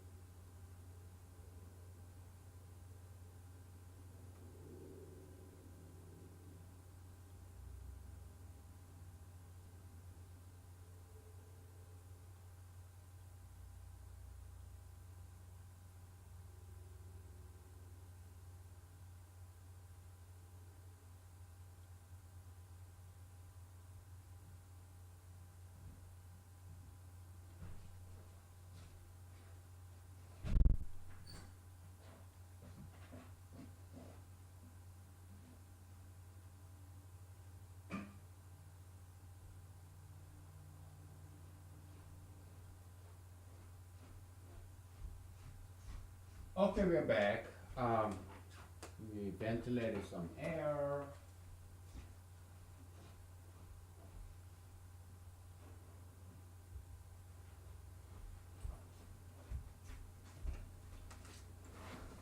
We have this cold, crisp Alaskan oxygen in the room, okay? I'm gonna just close my window and I turn on my heater because it is getting cold. Oh, it is getting cold, okay? So, okay, we got this whiteboard out of the way and we are ready to do some physical stuff.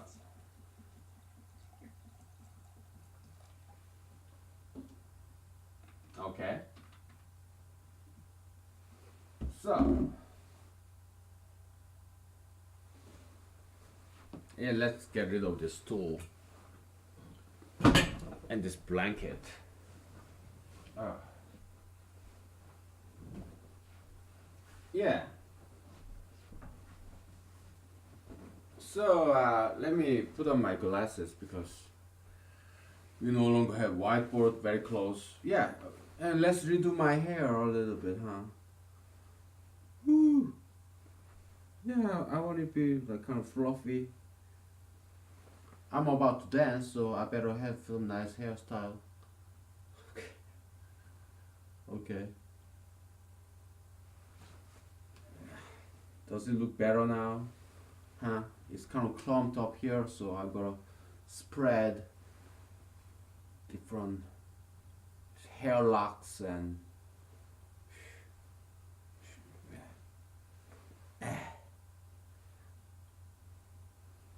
okay, yeah.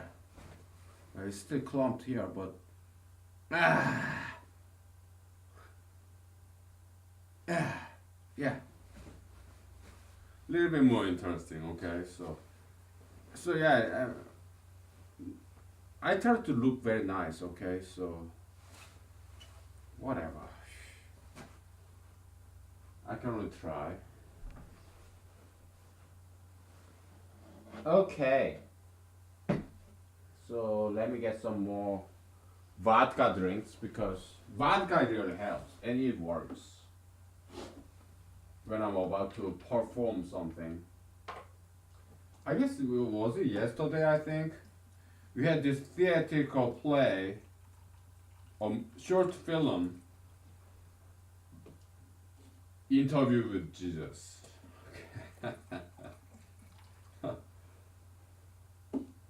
I'm naughty, okay? I'm playful person. I love to play, okay? I don't like to play, I love to play. So, okay, Mr. Jesus, I'm gonna defend your betrayer, your murderer, your crucifiers. Okay? And Jesus got pissed at me and he started doing all this hip hop move like, yeah, you are evil. How dare you defend my crucifiers, my betrayers, my murderers? Oh, you are not with me. You are you. I am me. You are never Jesusian. You are going to hell, man. Huh? Yeah. Oh boy, I'm just entertaining you, okay? By making fun of myself. Now I'm hot. So let me take off this trench coat, raincoat. Oh boy. Yeah, give me 1 second here.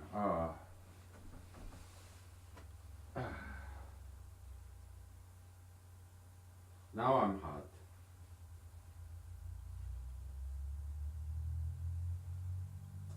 Yeah, we are burning some calories, okay?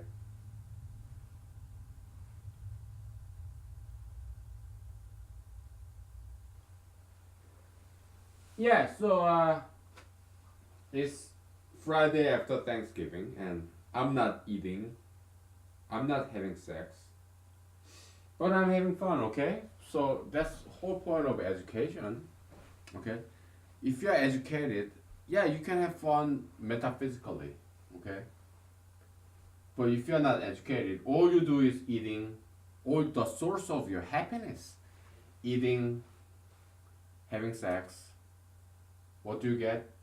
Obesity, STD. But if you're more metaphysical, you're educated, you're playing with the angel, you're dancing with the angel, you're dancing with God and Jesus. You're fighting with the devil. Okay. But if you're physical, you're fighting with other people. No, don't ever do that. We do not want you to fight with other people. We want you to fight with ideologies, the devil, demons. Okay? And you dance and play with God and Jesus and angels, okay? Yeah, knowledge. You play with mathematics, foreign languages, dancing, martial arts, and if you're metaphysical, you're practicing martial arts, okay? Yeah, you're practicing martial arts, okay? Yeah. You just imagine your enemy. You go like this, right? Yeah. Like this, yeah, right? Yeah, so, martial art is so fun, right? Like, yeah, you know, I drop this, nunchuck sometimes, but I can still having fun. Yeah, you're fighting with, you're dancing with the angels. You're fighting the devils in the, you know, in the air. Okay. Yeah. It's very fun. Okay. Right. Yeah. Like whatever. You know. And yeah, I love nunchucks because it's so beautiful. Yeah, you can do with fingers. Yeah, it's something very expressive. You know. I love martial arts. I hope you do too. I hope you learn from me. Okay, because you have to learn good things from good people. Okay, don't learn bad things from bad people. Okay. Yeah, I'm a nice guy. Okay. I am very pacifistic. We are doing martial arts to have fun, to entertain ourselves, to strengthen our mind and body. Okay, so yeah, if you know martial arts, if you're a good martial artist, you will never get to hurt anyone. You will prevent it. All right, that's the whole point. It's like copium. Okay, copium. If you fight yourself, you will never get to fight anyone else. You're fighting yourself. So this copium of fighting copium is already consumed when you are alone. Self-discipline. You're fighting yourself. Okay? That's why you never get to fight anyone else. Okay? If you train yourself in martial art to be ready for fight, you already won the battle. You already won the war. You're so strong because you trained yourself when you're alone. Now everybody's afraid of you. So they fear you. So they never attack you. So you never get to fight anyone else because they are afraid of you. They know you are strong. You did all the battle by yourself, against yourself. Copium, okay? You consumed the fighting copium. Copium of fighting, copium of violence. It's already gone. Because you fought against your own self. So tomorrow, you don't have to fight anybody. Because you already built up yourself. They are afraid of you, they fear you. So you conquered yourself yesterday, tomorrow. The world is already conquered. How do you conquer the universe, the world?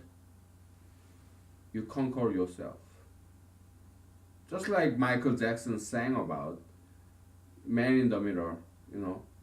Let's start with the man in the mirror, yourself, all right? So, yeah, Eastern philosophy, Western philosophy coming together, okay?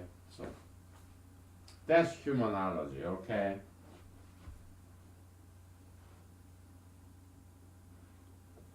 I want to have some rose hips vodka because that's so sexy. You have rose and you have hips, rose hips. You have this rose flower, right? And at the end of the season, it's developing this hips, rose hips. It's such a beautiful name, sexy name. I love it. Rose hips vodka. Mm. Sexy and yummy. Okay. And this red currant, Alaskan berry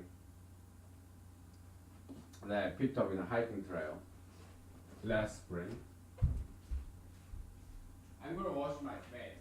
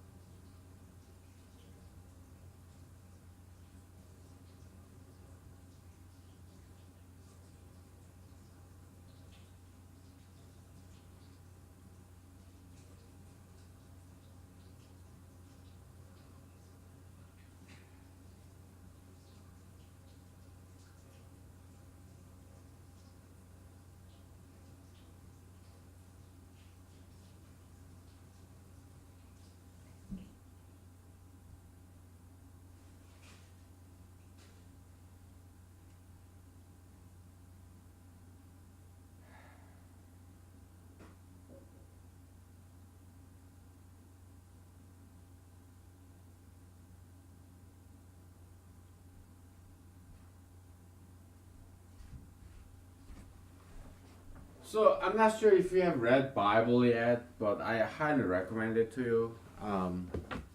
Bible is amazing. I love Jesus. Jesus is amazing. I do believe he's Son of God, and one thing that particularly come to my mind right now is that Jesus said, "Behold, I have conquered the world. I have overcome the world." Okay, I really like that. It's so inspiring, you know. Okay. Jesus said, "Oh, this world is dominated by the evil one."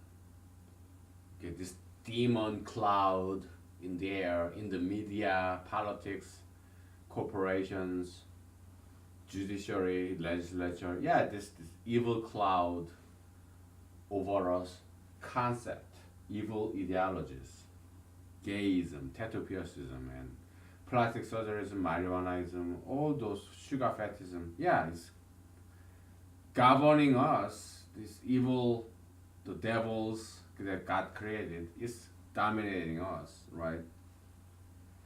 But Jesus was this lone dissenter, right? This loyal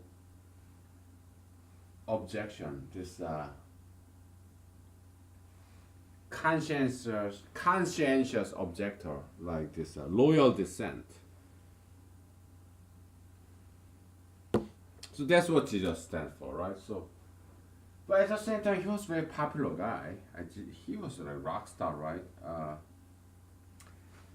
Yeah, but I'm not that.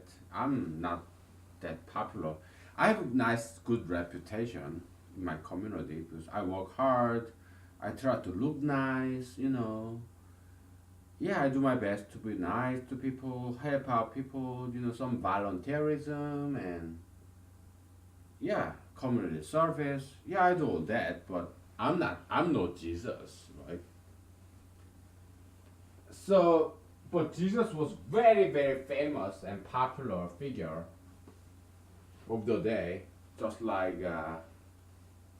John Lennon or Jim Morrison or Kurt Cobain, Elvis Presley. Jesus was just like that. Okay, so he had a lot of money, power, and fame. I don't. Most likely you don't either. So we are underdogs. Okay, so underdog to underdog. Okay, so yeah, so let's just have some fun. Forget about all that crap. Okay, we are not Jesuses. God doesn't care about us. So fuck God, fuck Jesus, fuck humanology, fuck Christianity, fuck everything. Okay, we're gonna get drunk and get stupid. Okay, at home safely. All right. So yeah, we don't give a fuck. We are at home. We are safe. Okay, we are not committing any crime. We are at home. We are not drinking and driving. We are at home. Okay. So yeah, let's have some fun. Okay. So I have this nice gray, kind of reflective, shiny suit. I think I brought this when I came to Alaska from Midwest. Yeah, American Midwest. Yeah, they have some nice shops. Okay, so yeah, so it's kind of gray. It's kind of bent. I have no idea how it was bent. I'm trying to unbend it. Whatever. I don't know how it was bent. Okay, so it's just $2. So in Walmart. But yeah, it still works, right? So like can do this. So easy. Okay, it's just practice. Okay, slow motion. Okay, and I can do. Oh, it was too slow. I can do one hand. Okay. The other direction. Okay. Yeah. Woo. Yeah. Okay. The other direction. Okay. I can do it with my fingers. I'm doing as slow as I can. Okay. The other direction.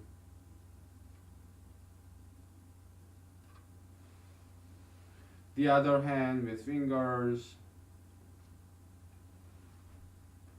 I can do it like forever, okay? Finger. The other direction with the same hand. Okay. I can do it around my back, around my neck. The other direction around my neck. Right? Right? Or I can do it overhead, like this. The other direction, overhead. I can do it with behind my back, like this. It goes like this, okay? It's like a handshake, okay? Okay? Can you see it?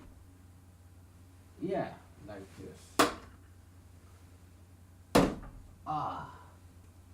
Too many furnitures and stuff. Okay. Just behind my back. Okay. Or under my leg. Ah! It's my hand.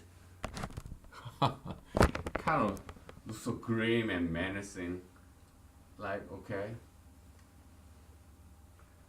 Well, I talk. So many times I talk my bottom of my pants in my sock, okay, just to preserve this, isolate the air, preserve the air temperature because it gets really cold.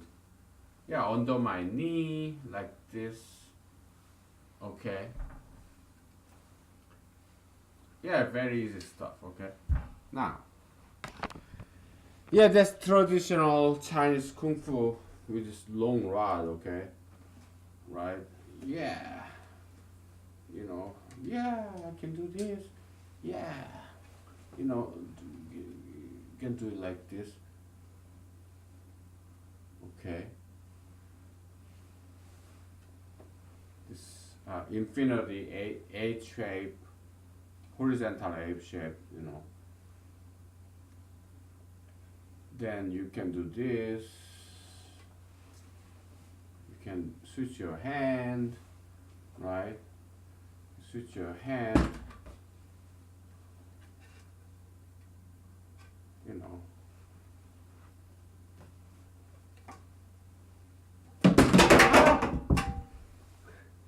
Try that one more time. I do this. Oh shit! I want to do this one time right, okay?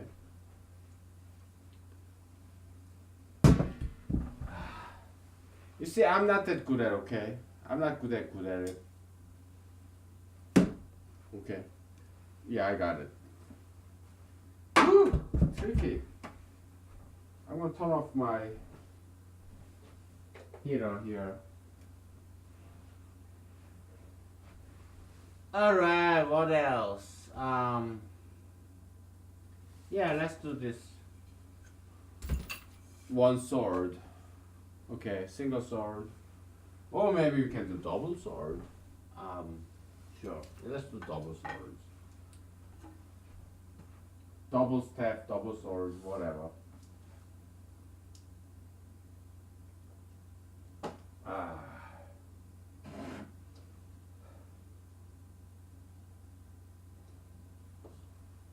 You know, there's this two Chinese movie made around the same time. Around the same time, I think it's early 2000s. Okay. This movie, one Chinese movie called the what? Crouching Tiger and Hidden Dragon, something like that. That movie got a lot of American and international acclaim, but I did watch that movie in parts, not like from start to end, because I didn't like it that much. Okay, I mean it has some nice scenes like Chu Yun Fat and Michelle Yao, whatever, right? And that Buddhite Chinese short girl, but I didn't quite enjoy that very much because it was an okay Chinese movie, okay, but it was not that great. But around the same time, there was this another Chinese movie, or I think it's made around the same time as Crouching Tiger, Hidden Dragon, early 2000s, and it's called The Hero. Okay, it features Jet Li and yeah, some other. Yeah, it had the same this short, petite Chinese girl, okay, but not Michelle Yao. It was another Chinese female actress, taller. I forgot her name, but she was she's very even more famous, very classical, modern Chinese Hong Kong actress. She was with she acted with Jackie Chan in Police Story, and yeah, she's very famous figure. I forgot her name. Okay, but she was there in this movie, The Hero. Okay, there was Jet Li and Donnie Yen and yeah, I like that movie a lot better, The Hero, and Harvey Weinstein to Zhang Yimou, the Chinese director of that movie, The Hero. He made this movie and he presented it to Harvey Weinstein. Harvey Weinstein saw this movie and it's too good. And there's this Oscar season coming and we do not want to make all American movies look bad compared to this wonderful Chinese movie, The Hero. So I'm gonna purchase this copyright of this movie, The Hero by Zhang Yimou, the distribution right in America. I'm gonna hold it. I'm gonna hide it because it's gonna look all these other American movies look bad because it's too superior. So it's a Chinese movie, foreign movie, and we cannot I Harvey Weinstein is an American. I'm a patriot. I cannot possibly look American movies look bad by this superb superior Chinese movie. So I'm gonna purchase this distribution copyright in America. I'm gonna hide it and store it and make it obscure and forgotten and bury it 6 feet under. I'm gonna give you money. Yeah, I buy you the copyright, okay? But I'm not gonna display it to the public because it's gonna look American movies look bad. It's a lot better than American movies. So I'm gonna hold it. I'm gonna purchase your movie. I'm gonna bury it. Okay, that's what evil, promiscuous, adulterous Harvey Weinstein did. He's an evil man. Okay,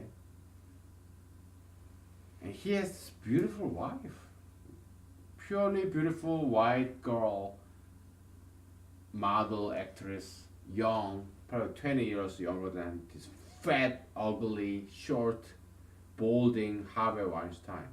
He married a beautiful, white, all American, all white, beautiful, young, slender, clean girl. See? Beauty and intelligence, morality, they never go hand in hand. Just look at Melania Trump, the first lady. She married this guy, President Trump, Donald J. Trump, okay? He's fat, he's evil, he is promiscuous, adulterous. Those girls, they just don't care, okay? Only they care about money. It's so sad, okay?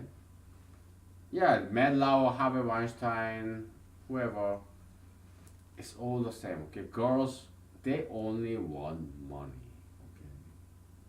Just like we guys, we only want sexy, young, slender, tattoo-free, piercing-free girls. You don't care about their personality, morality. No. You only want pussy, right? Hot, sexy girl.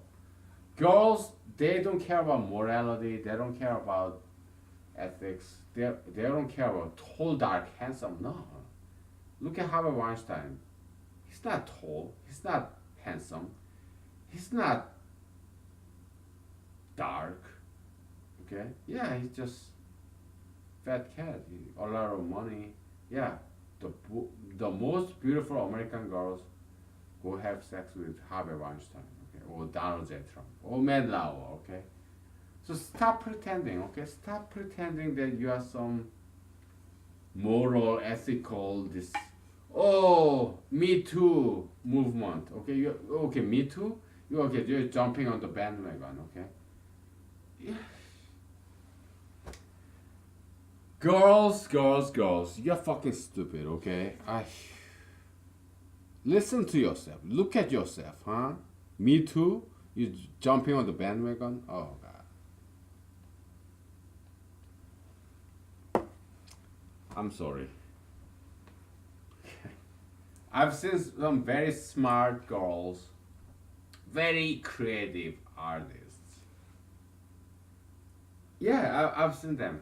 Okay, they are very smart girls, ethical, moral women. I've seen them. Okay, they're creative. Yeah, yeah, they are. Okay, but this Me Too movement is garbage. Okay, it's pack of lies. They just want to make money. Okay, it's garbage. Get out of it. Okay, get out of there.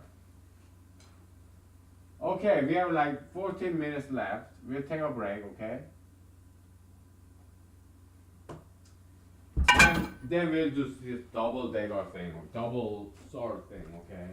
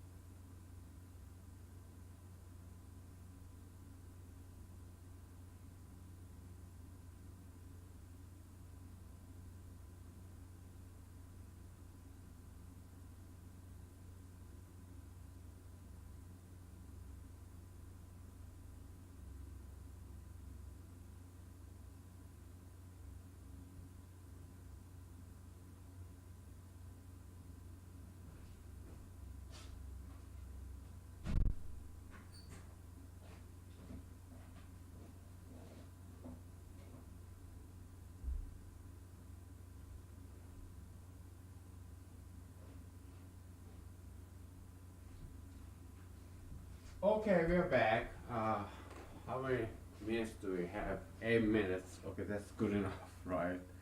We humanologists, we are very efficient. Okay, so 8 minutes, yeah, that's more than enough.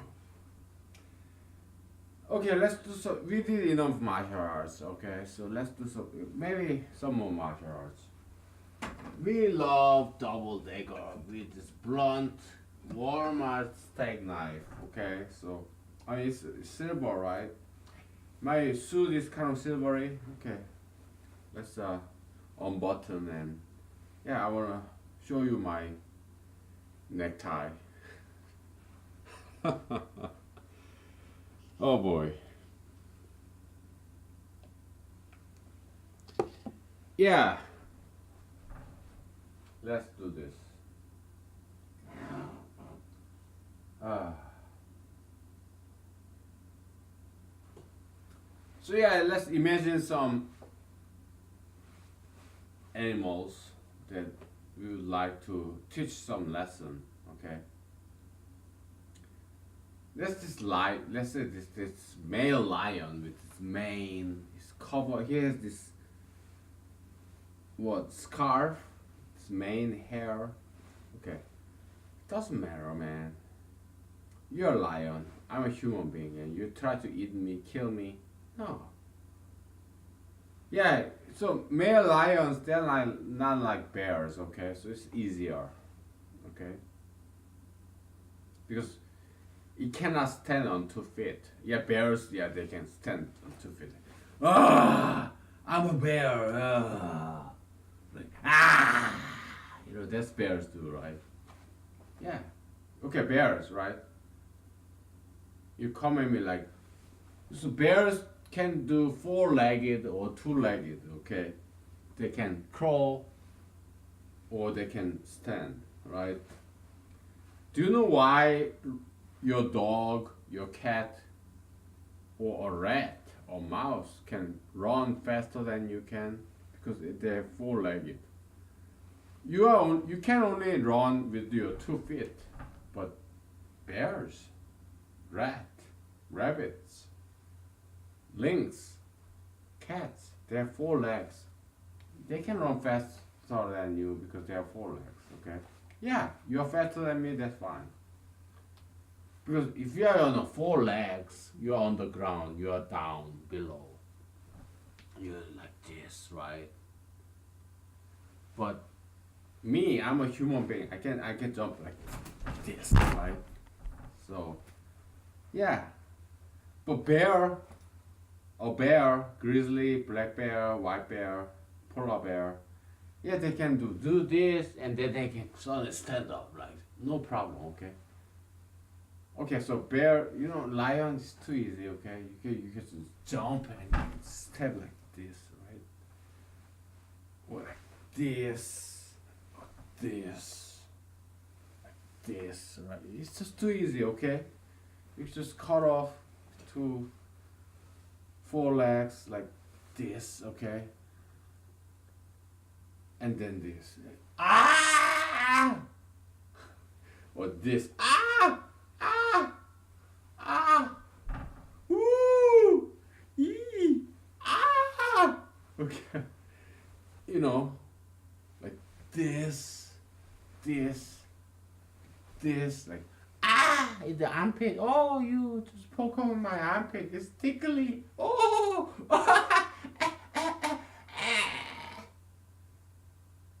Yeah, stabbing like deeper and deeper and deeper, cutting off his artery and shit. Okay, or like this. Ah, please, don't kill me. Oh, ah, I cannot concentrate. It's blunt steak knife. Don't do this with sharp weapon, okay? Humanologists, we are very pacifist. Don't you get it? I'm redoing my hair, okay? To look pretty. We are pacifists, right? We are fighting these demons and these evil ideologies, okay? we're having fun, okay? It's all theatrical act, novel, movie, okay? It's all imagination. We are not hurting anybody. We are not hurting any people. We are not hurting any animals, okay? We are not even hurting any plants. We are just swinging in this thin air, Alaskan air, like this. We are not even hurting air molecules because when we do swipe like this, air molecules, they know, they move away. Okay, that's why it's possible. We are not hurting on a single object. This shadow, humble shadow, the lowest in this metaphysical hierarchy. We are not even hurting a molecule, okay? All we are doing is disciplining ourselves, okay? What's going on with my hair, man? Oh, whatever, right? Yeah. So, we have 2 minutes left, right? So, yeah. Okay, let's do some double leg, okay? Let's do some posture, like. It's very mantis style, right? Mantis. You know, praying mantis. Oh, I'm a mantis. Yeah, I killed and eat this beautiful butterfly, but only to preserve mine. There are other butterflies, okay? Yeah, I killed and ate this ant, this grasshopper, but just because I'm strong and they're weak and I want to survive. So yeah, mantis style, right? But guess what? I have hidden weapon right here. Okay? Mantis. Have you ever seen praying mantis? They look just like this.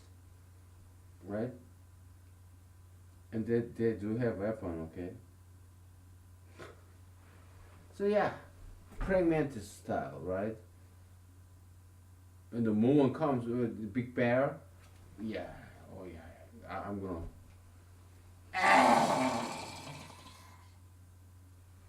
You know, like this, okay? You're a bear, you're a lion. Okay, I'm a praying mantis, I'm a small insect, like this, and you're a big lion, okay? You come at me, yeah! Okay. Alright, thank you, goodbye. Have a nice weekend. Be safe, be peaceful.